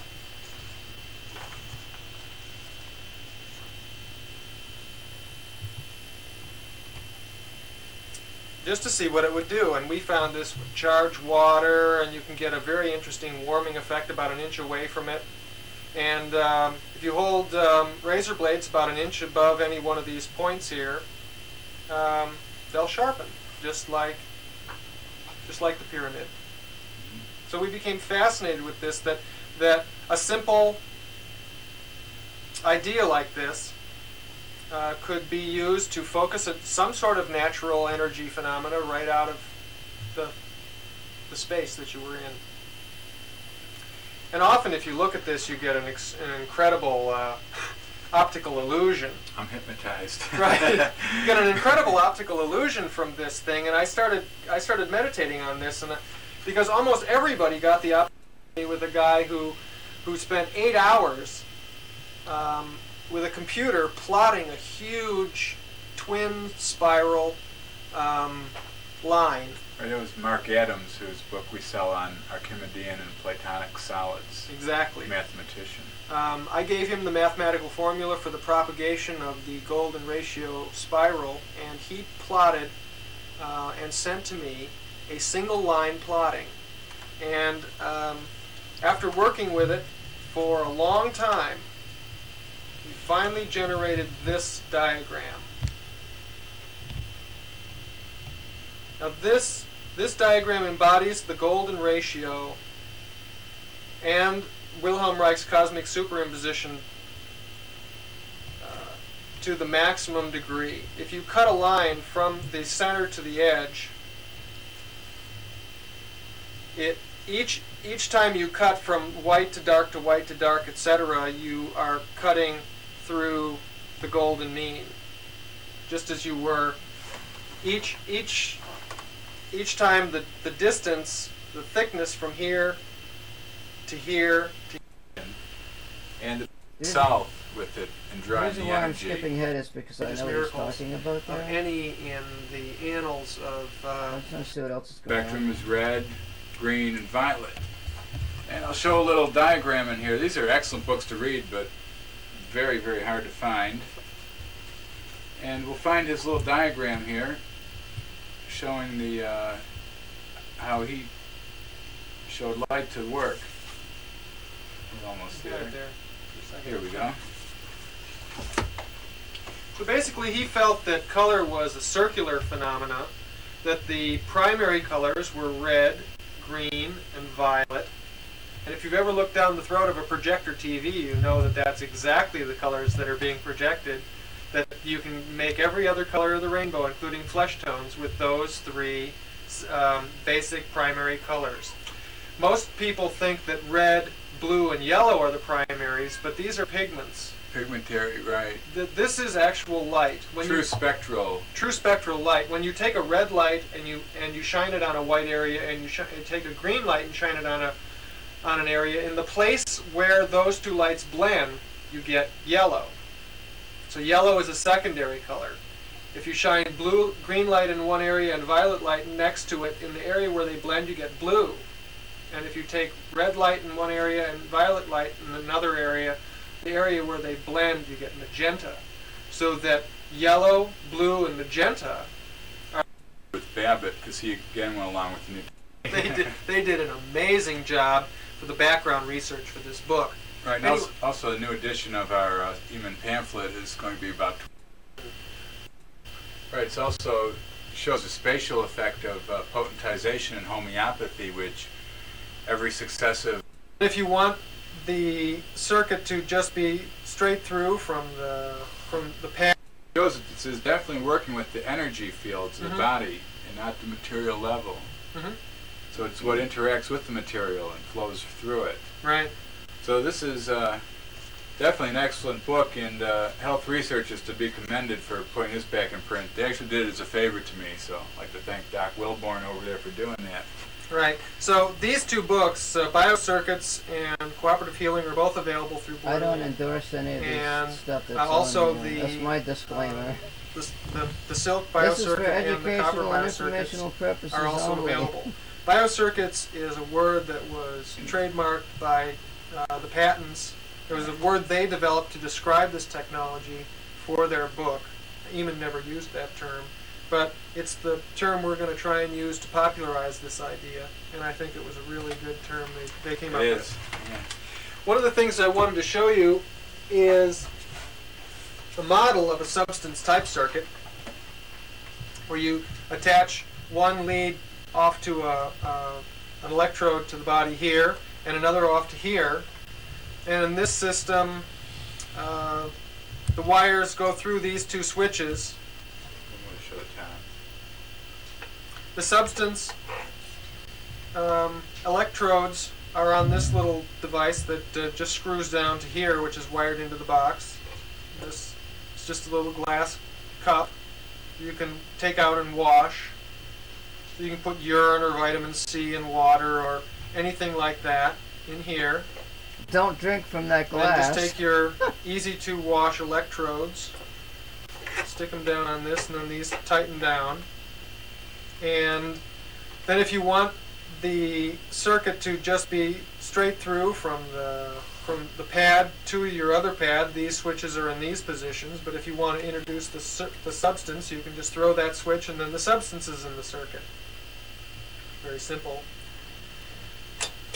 And then if you want to change the relationship of the substance in the circuit, you can go through this other section, which is what we'll call the potentizer. And I'd like to just show you what this does. Potentizer. What we've got here is we've got a copper plate in here. Actually, two copper plates, one of them movable and one of them stationary. And if we move them apart like that, can you get that pretty well? I think so. Okay.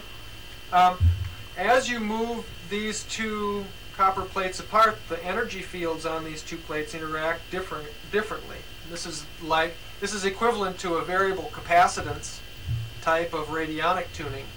Right. It also shows a spatial effect of potentization and homeopathy, which every successive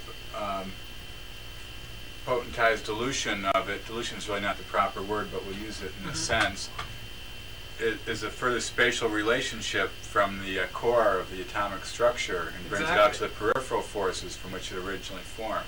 So in a situation like this, you can change the potency of the energy field, and what you find is as you can move this dial out along this path while you're lying in the substance circuit, you find that there are nodes where the energy peaks, the energy effect peaks, and then if you continue to move it, it starts dropping again, and then you can find another one where it peaks again. And so what you find is if you always tune these to where the energy effect is the strongest, you find that you are bringing to your body the appropriate battery potency of that remedy. Right. One interesting anecdote of all this is when Eamon was doing the experiments on this, he had other people set up a whole set of drugs in little vials, and they're just marked by numbers, 1 through 100, something like that. This was a sequence of what he called the double-blind drug tests. Right, so they would clip each one in, and he would lay in the circuit and describe it. And his anecdote, which is published in a paper he gave in the book we showed in part 1 of this, the Scientific and Technical Congress of Radionics and Radiesthesia. Exactly. He talks about this, how there was one bottle that made him feel so good that he did something that he had never done before. And that was try it again. He tried again after everybody was gone. He went and hooked the bottle and laid in the circuit, and he felt quite euphoric. And he couldn't wait to find out what was in the bottle. So he sent it back with all the others, and the pharmacist told him that that bottle was had cannabis in it. Right. He said that he felt he had some insight into the I'm sorry, I just gotta laugh. Really, and the addict. Right. But we thought that was a funny anecdote. Yeah, I thought it was a little It was interesting that too. there was some effect from it. I showed that we don't have a copy of where it's really not too pertinent to what we're talking about right here. Just want to show this. But here it gets into the medical doorbuster. Of course, Reich's discovery of the life energy grew out of his work in psychoanalysis as a protege of Sigmund Freud, who he later broke with because he was too original and didn't toe the party line. Freudian party line. Right. Although Freud was still in favor, but there was a lot of heavy politics, which if you read Fury on Earth, it really gives an excellent overview of it. Shows that Raikou is a mere human like the rest of us. Well, some people have deified him. We haven't. We consider him an amazing genius, but still just a human genius.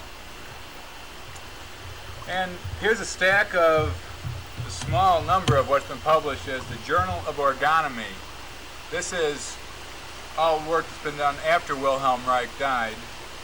And this one here has an article in it by Trevor Constable, Operation Backwash 1. Trevor Constable did this rainmaking in Los Angeles Basin area. And of course readers of the Journal of Borderland 3.0 and the Wilhelm Reich Museum, P.O. Box 687 in Rangeley, Maine, Rangeley? 04970. He called it Rangeley. It's Rangeley. Now we'll just show a couple more books here, and then we'll get on with the equipment. I haven't been to The next thing I wanted to basically get into is the orgone accumulator. Or do you want to show these? Oh, we have a couple more books we should show. Okay. Here's a book, The Discovery of the Orgone, subtitled The Function of the Orgasm, which was actually the original title of it. Most of Reich's books are written in German, I believe, and translated. The second, the Function of the Orgasm is a two-part book. Part one is the discovery of the orgone, and part two is called the cancer biopathy. And in the cancer biopathy, a great many of Reich's experiments are detailed. All the temperature differential experiments and how to build accumulators and how to show the pulsatory action of the orgone in the atmosphere and so on. And here we have a French edition of The Murder of Christ. Very interesting book. For those that can read French, you can get it in that edition. But are those coming out there? That's his Cloudbuster. Organic material on the outside, and then the intervening layers within the walls are made up of alternating layers of organic and metallic materials. Now, in this book here, it says you can use fiberglass, wool, cotton, or plastic as the organic materials. Wool glass is the best. And the inside should be sheet metal, and this says steel wool layers alternating here. And then some organic fiberboard on the outside they call Celotex. Yeah, for the metal part. Reich specifically said that if you want to use these things for irradiating human beings, you must use steel wool. You must use only iron in this, because it sets up a resonance between the energy in the box and the energy in your blood.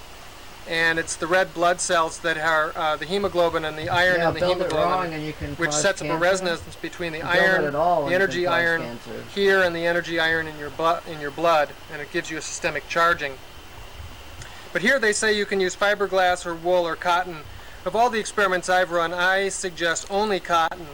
Wool gives kind of an oily feeling, and plastics give a very sterile type of feeling, and the very nice, soft, pulsatory qualities of the life force are lost unless you use cotton and steel wool, which gives a very, very strong but gentle effect.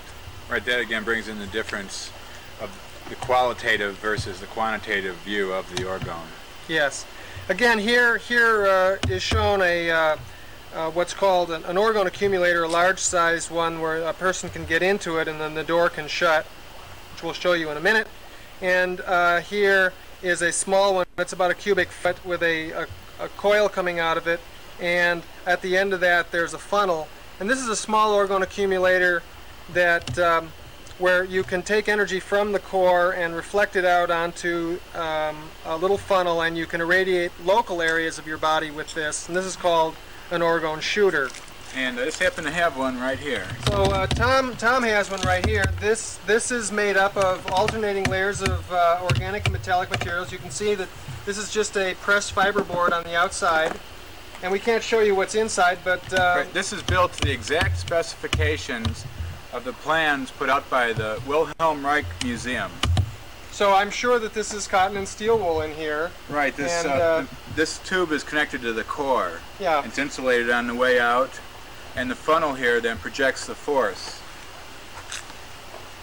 So we should show the blankets here too. Yeah, so if you wanted to, let's say you had a cut or a burn or something on my hand, for instance, I could just put this near my hand and bring a larger amount of life force onto this. And I've used this kind of thing since about 1976, and works really well, in spite of the fact that the Smithsonian Museum has things like this in their Museum of Medical Quackery.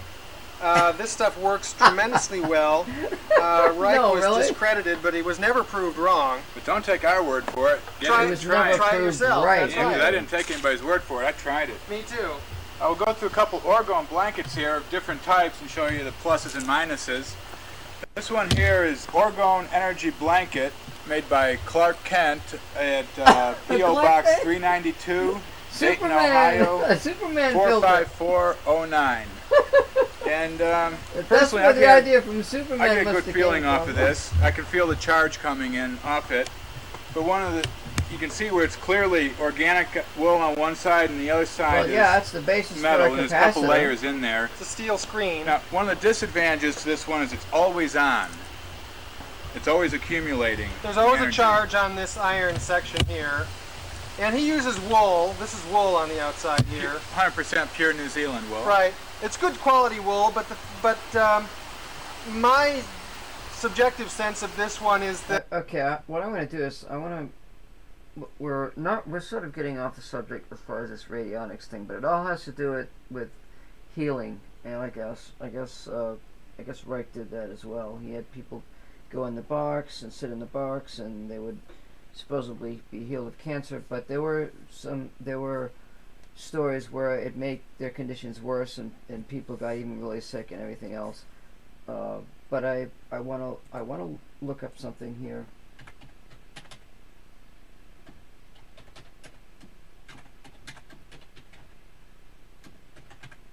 Before we quit here, because I want to quit. He did a test with soil. He froze the soil, put it in the freezer, and then when he took it out and looked at it under the microscope, you could see the blue life force, and supposedly he had built these cloudbusters around his property, and it killed all of the life in the lake and attracted UFOs. And all of these tubes right here, they're supposed to be connected to a flowing river or flowing water, so that the energy would draw from the atmosphere and go into the river. Well, it actually killed it actually created a lot of radioactivity around that lake, because he had this thing set up for like a long time, and it literally killed the life around the lake and attracted supposedly UFOs and stuff like that. But I'm wondering about the soil test, if those pictures are in here. Let's see.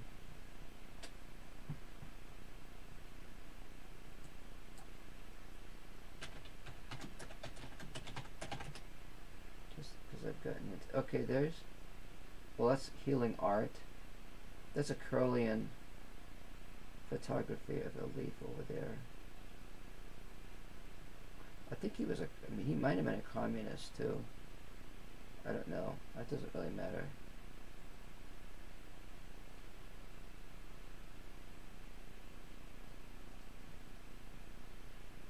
Yeah, see, that information's not in here.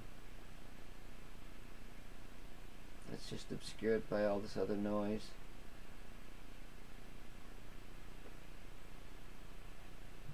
But anyway, Organite myths debunked. Ooh, what's this here? Oh wow, look at this. Somewhere under the Kembo.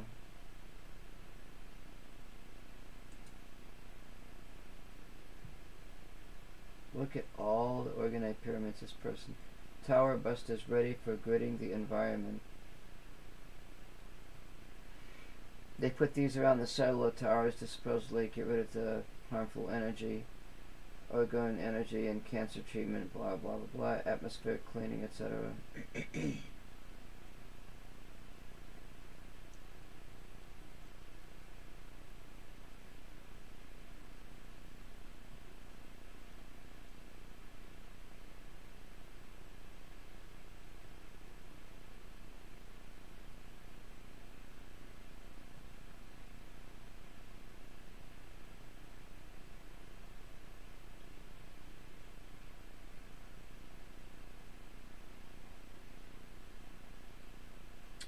this person says organite myths debunked. Oh, in other words, they're saying that it works. That the stuff works is what this article is about. Orgone energy is the highest form of defense and the most powerful energy in the universe. Well, I actually have a pyramid, and I might use that cotton and steel wool method for the orgone accumulator inside the pyramid, and I'm going to try to effectively, quantitatively see if I can measure orgone energy. That's one of my goals. But maybe we could make these orgonite pyramids or something. I like the idea where they were talking about if you draw a picture of something, that form, it creates the same energy as the machine or the device or the pyramid itself. An example of that is the supposed scalar antennas and that sort of thing. I really want to get into I want to build this Raudive diode little setup. It won't take that long, and I'll have to stop the stream and turn it back on again. Share the love. Huh? But I don't see it listed here. This is Kirlian photography, I think. I'm not 100% sure.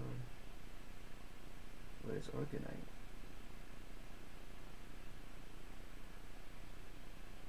This is a Kirlian photograph.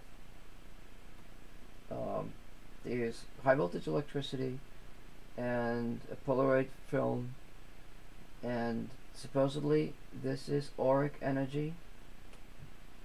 I guess they're saying that it's orgone energy. They're calling this orgone energy. It just happens to be blue because that's the color of the film or something. I don't know. D-O-R. Deadly orgone energy. It can be neutral, orgone, positive, poor, or negative, door, D-O-R.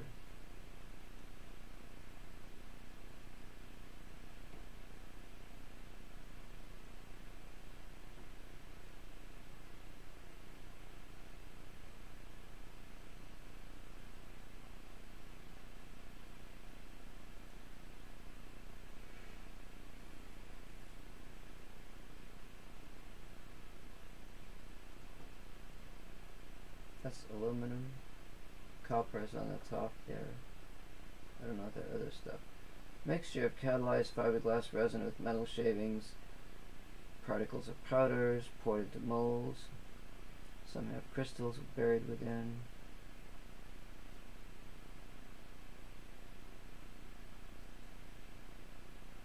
Orgonite. It's not as easy as it looks to build this stuff. It's a messy process.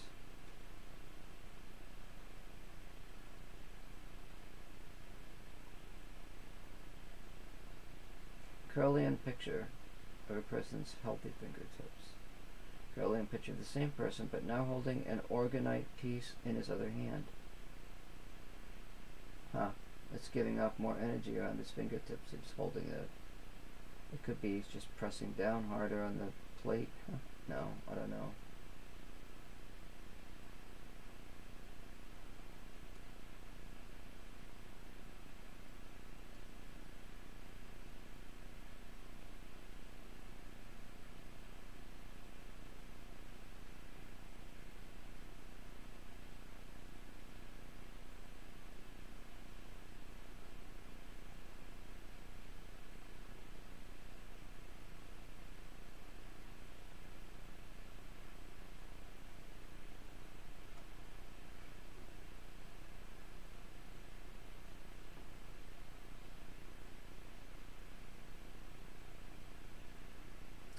Customers' experiences pages, just out of curiosity.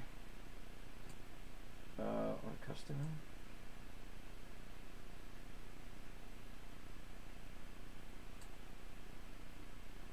Cosmic beings.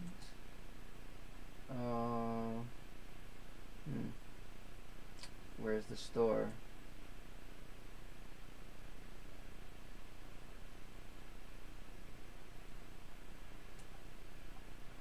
Dowsing, Organite. What did I miss that?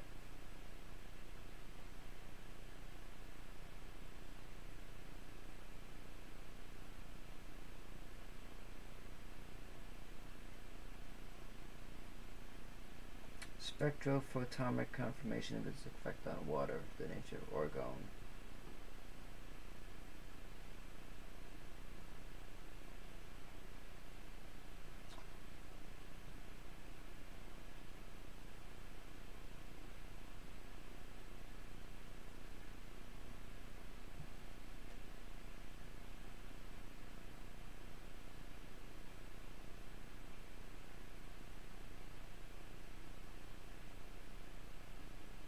All my family set up now.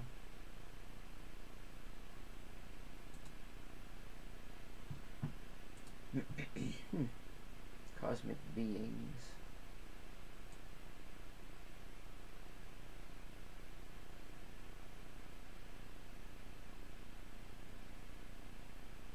I'm going to, so I guess we got through this radionics thing. I'm just wanting to supposedly have a better understanding of the ideas behind what they're trying to accomplish, and everything supposedly has a resonant, well, not a resonant frequency, but resonates frequencies or gives off vibrations. And if we have a device that can monitor those vibrations and tune into that frequency, 17 hertz or whatever, it's pretty difficult to, those are longer waves to tune into. The AC electricity in your house is 60 hertz. Brain waves and delta waves, those operate around 3 or 4 hertz or 5 hertz or whatever. Then there's other lower frequencies that can make you sick if you go to rock concerts and they play a really low frequency sound. That's why some people get sick, because it's played so loud that you can't hear it, but it just goes right through your body and makes you kind of sick and stuff. Oh, they got singing bowls in here, and they have the life field transformer. I like singing bowls. I mess with those. I don't have the real ones, but I can make bowls sing. I have made one CD.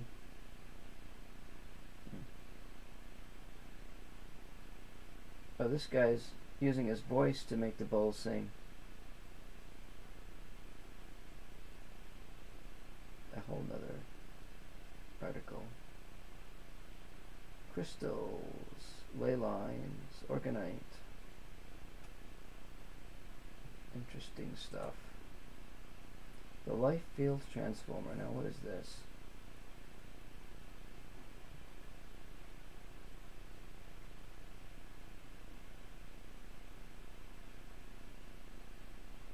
I'm releasing the use of this device.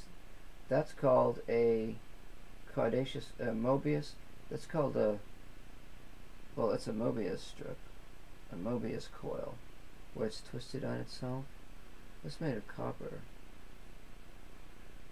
It's with 2 pieces of metal in between. That's sort of like an orgone type of a device, but made in a Mobius strip. Okay, so what do? You stand in the middle of this, like that other ring thing that they were trying to sell to people, the Mobius resistor, patented in 1954.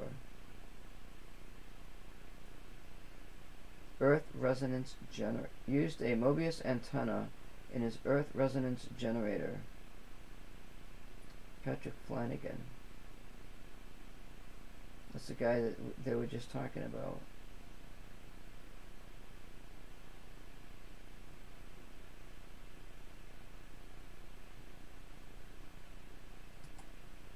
observed phenomena. Romberg's test. I don't know what that is. Inanimate objects. Impressions of people. Resonance.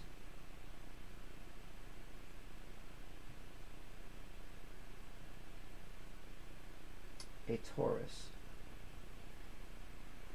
Mobius and torus relationship. Resonance by standing waves. A resonance might occur between a Mobius and a torus.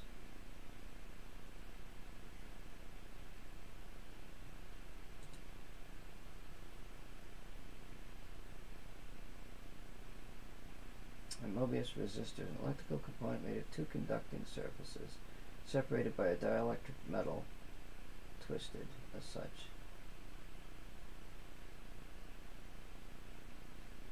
It has no residual self-inductance, meaning that it can resist the flow of electricity without causing magnetic interference.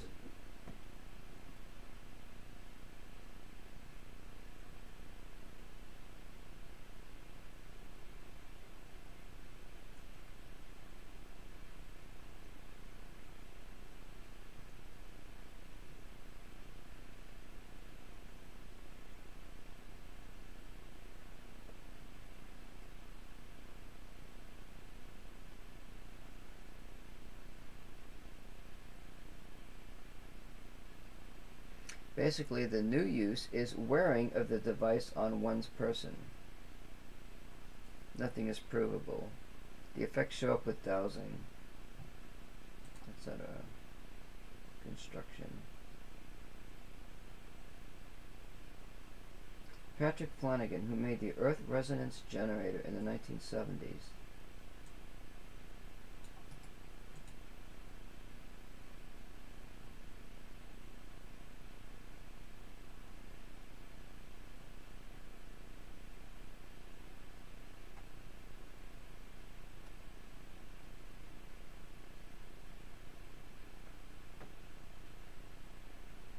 Put a paper strip of this copper.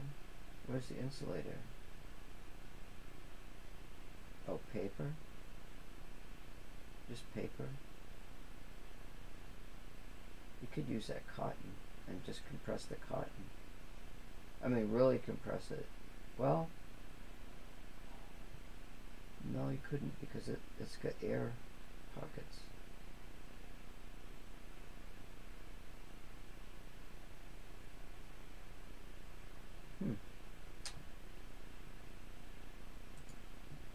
Difference between Mobius and LFT. Mobius resistor. Applications of the Mobius strip in electrical engineering. Various devices such as the Mobius resistor, bipolar coils which cancel the electromagnetic field by their opposing currents, convert this electromagnetic energy into longitudinal or scalar waves. Okay, we're getting into something that I'm interested in.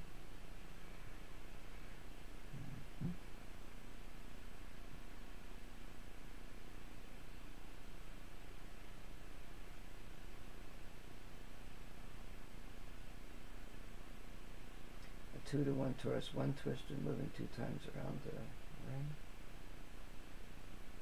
Spin angular momentum. This stuff in it. Oh, here's some quantum stuff here. Yeah,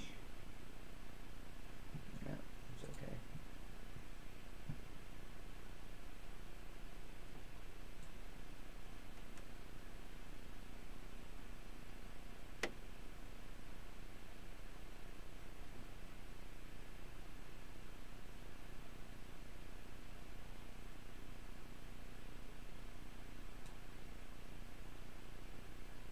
C, the equivalent capacitance C between the beginning and end of the resistor.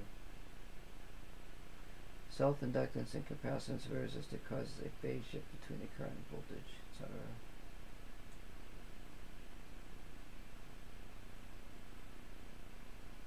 The resistor behaves as an impedance at higher frequencies.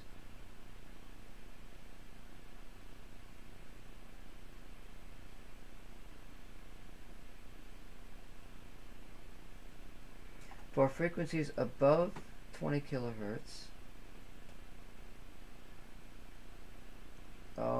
The expression can be reduced to L over R minus RC. That's an inductance. That's an inductive. Well, it's not technically an inductive reactance minus capacitive reactance. T, this tau figure, that's a time constant. Oh, the time constant is L over R, and minus RC is also a time constant. So they're calling the resulting time constant tau is the difference between there's an inductive portion and a capacitive portion within this Mobius strip, supposedly.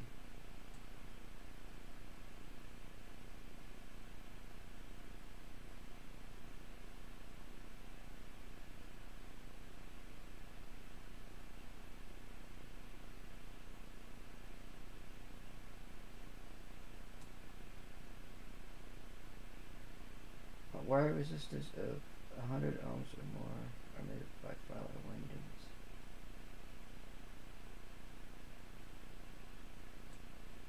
This Q factor has to do with bandwidth.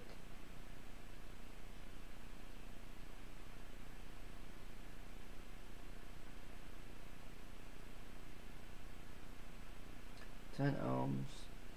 Inductance is of 10 nanohenries and capacitance of 0.1 picofarads.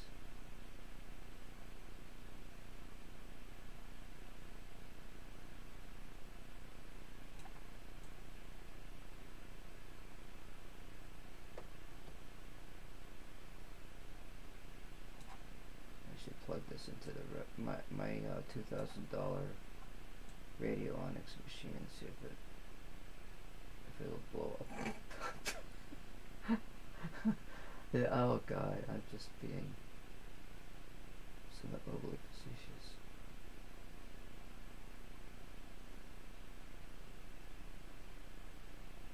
Conclusion. Yep. Conclusion. Oh, there's the longitudinal wave. Now, what are they talking about here? Oh, this is interesting because the waveforms that I'm actually looking for are a form of longitudinal wave. So is that a scalar wave?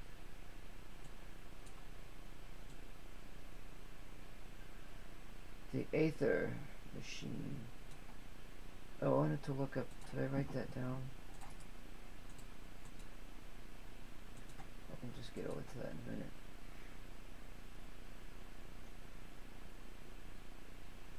This is something to measure the Aether, supposedly. Nikola Tesla found that Aether streams are not harmful. Nikola Tesla.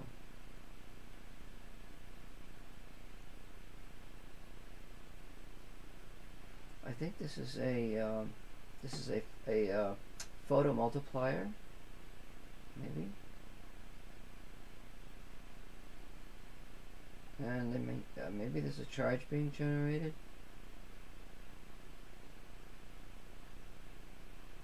And it's connected to the Earth, to a capacitive device. And the photomultiplier measures the differences, I guess, and is looking for something, some particle. See, I mean, we've got these particle accelerators, and they're not discovering this Aether unit. We would already know that by now.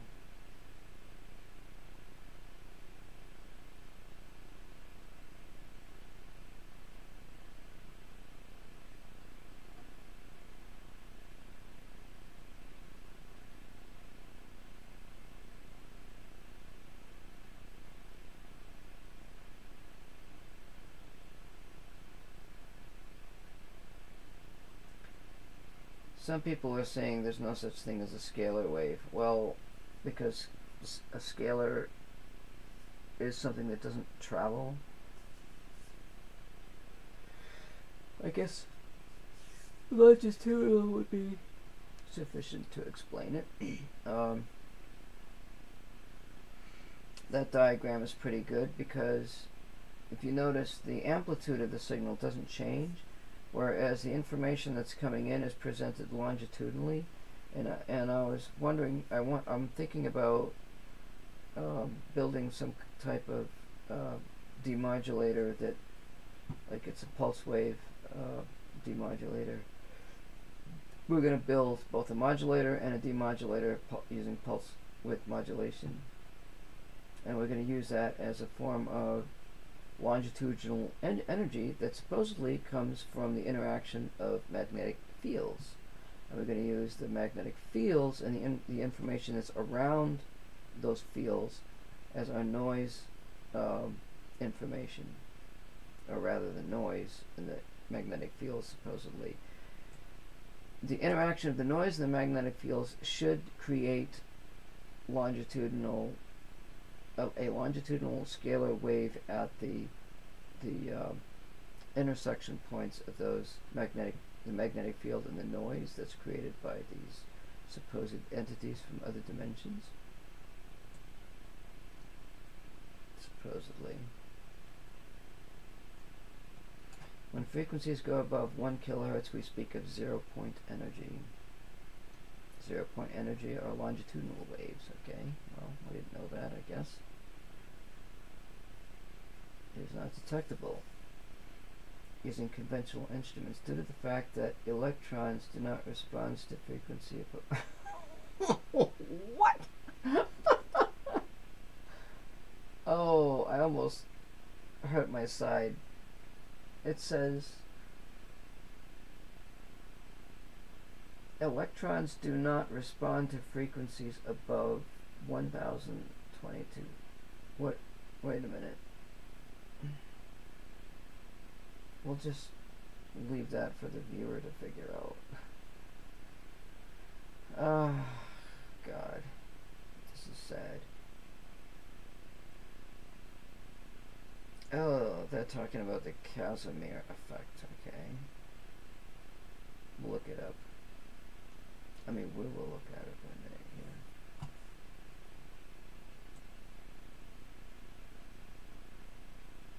ZPE energy can change the nature of atoms, blah, blah, blah, blah, blah, blah, blah, blah. Thus, frequencies of 1022 hertz and higher can penetrate atoms and cause changes within the atom. Well, if that's the case, why are they generating frequencies lower than that? There's so much contradiction here. This is your spectrum. Your wavelength in nanometers for light is in the middle there.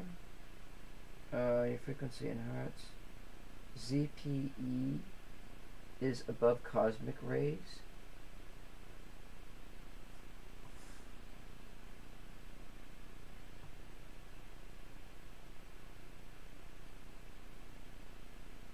Well, what is ZPE again? Oh, 0-point energy. They're saying it's up way above the whatever, Romberg's test. What is the Romberg's test?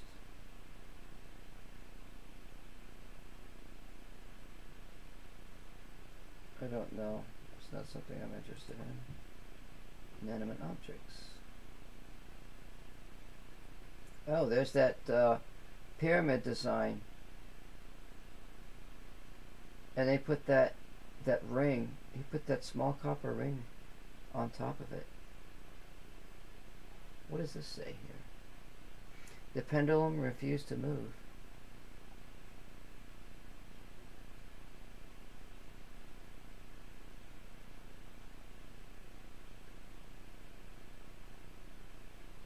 Later we discovered that when the pendulum was moved upwards for about 3 feet,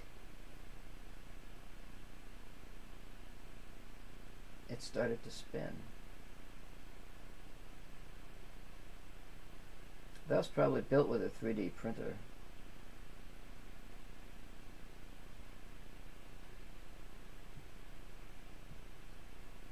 Maybe I could buy a cheap 3D printer and market these little pyramid things. So You should get these. These are more stronger than your orgonite.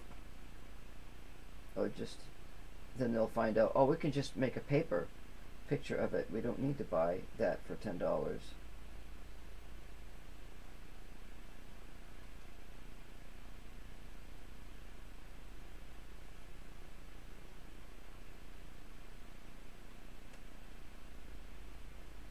Here it says the energy is amplified by putting this strip on there.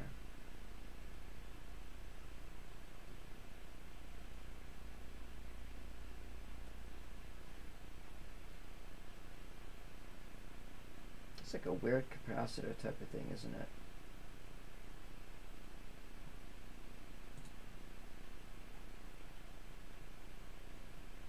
The Mobius inside the Taurus.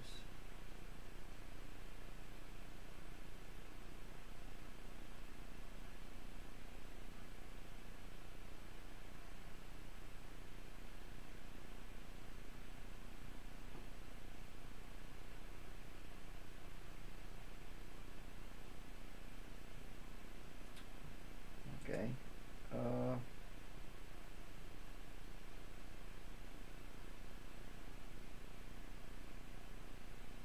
I put Earth resonance generator.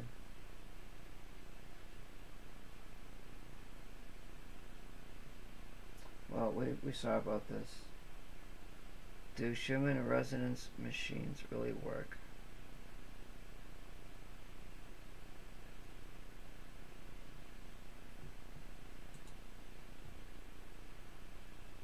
Schumann frequency oscillator. Ooh.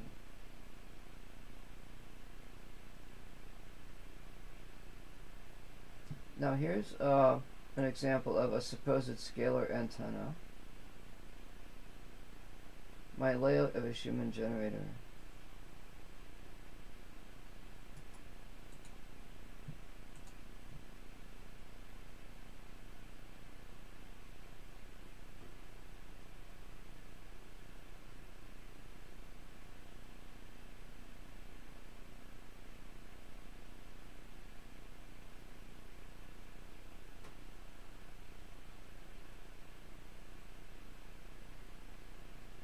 Diode skeptics can. Well, the Schumann resonance is a real thing, supposedly. That's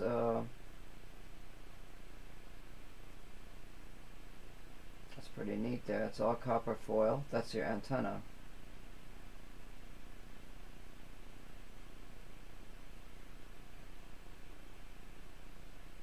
That's a timer that generates a 7.83 hertz wave. I don't know whether the sine wave is better than the square wave. Well, a square wave generates harmonics.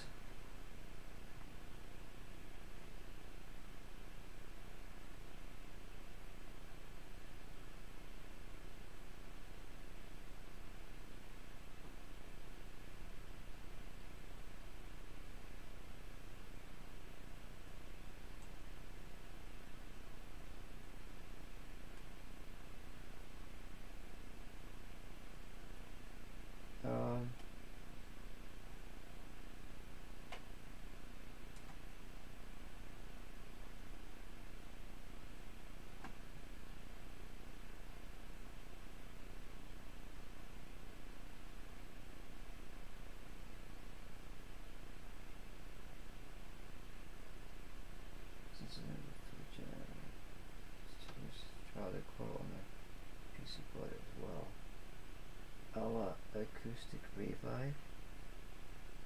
What is that?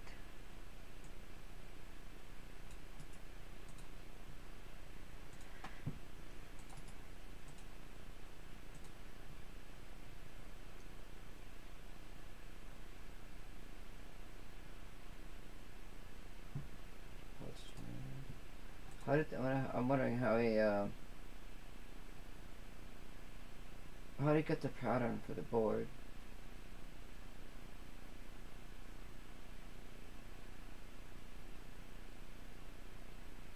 Doesn't say.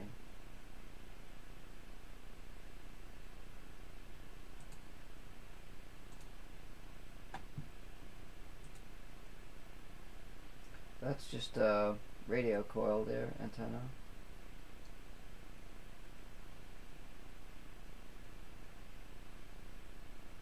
Resistor and potentiometer to keep, what is this, a transmitter? That's a Schumann oscillator.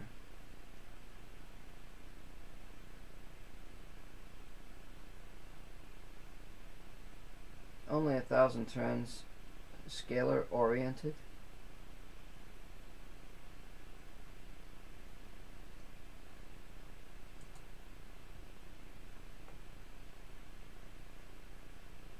A frequency generator.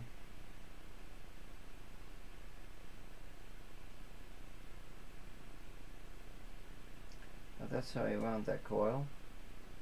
Is that coil winder? What is that thing?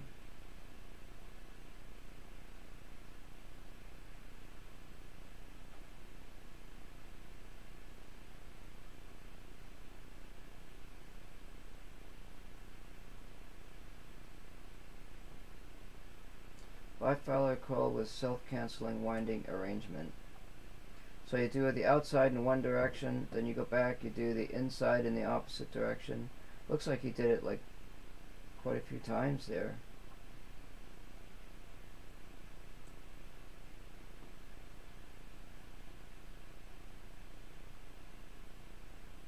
What is this?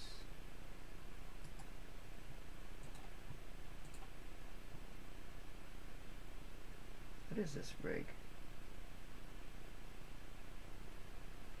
Wood support and enclosure box for iron rod and skip half scale.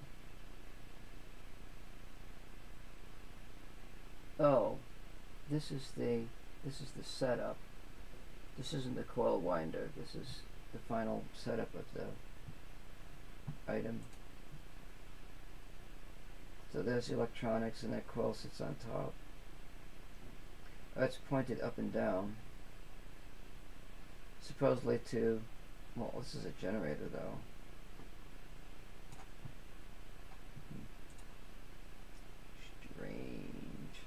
Strange stuff. Neat stuff.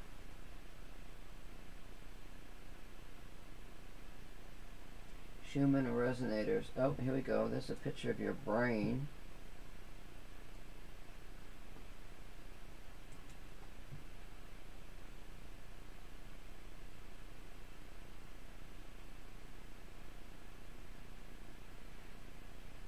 And of course we can't see that picture, what those frequencies are.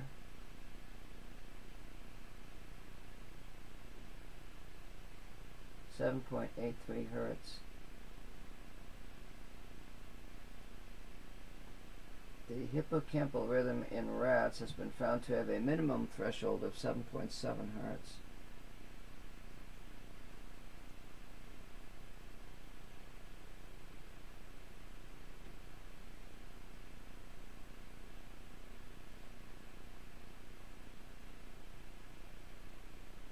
There's the Whistler waves. We're going to be working on building that device. So we're building a bunch of stuff in this, on those ELF frequencies. I really am going to stop here in a minute before I get bored. There's DARPA.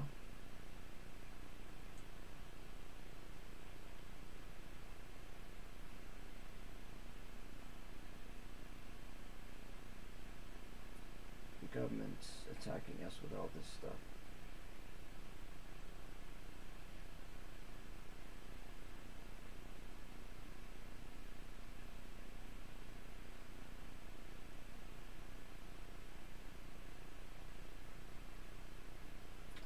With the Schumann field resonator, we can counter the effects of the irritating man-made fields by replicating the Earth's natural rhythm.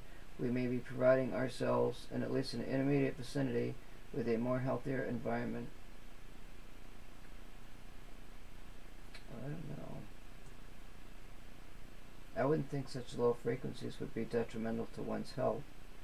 Oh, you can only buy this for special offer intro for $200, and it's being advertised as a health product.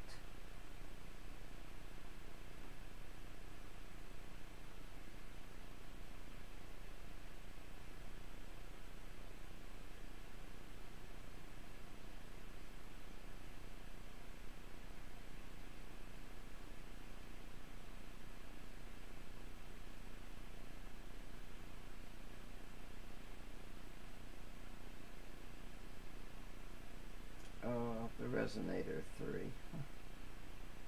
Wow.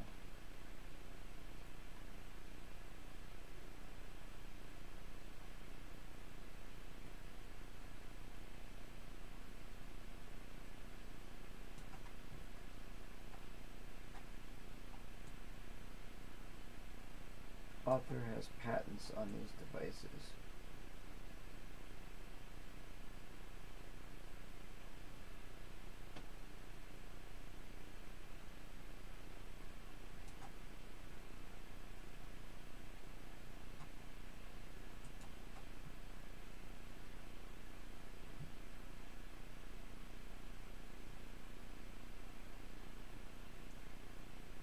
Are you seriously kidding me?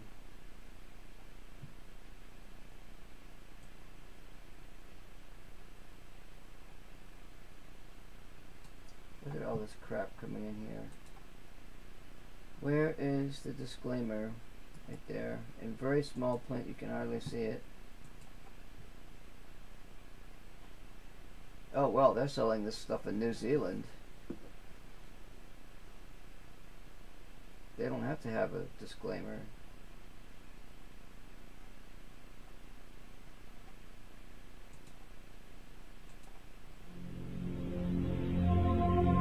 Oh God.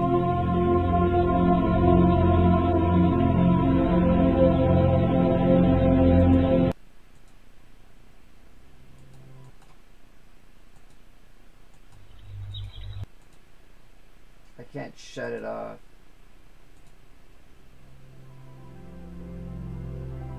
Altered state products are sold for learning and self-improvement.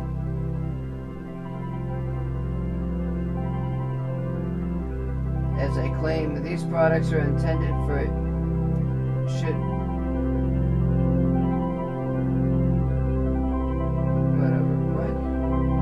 no information should be construed for diagnosis, cure, and prevention of any disease. Blah blah blah blah blah. Sorry about the making the noise. Just had to do it. I'm gonna call it quits and take a little break. And it's like 1 o'clock, and I really want to do a little test on my equipment because I just built up a bunch of stuff, and I might come back in a few minutes.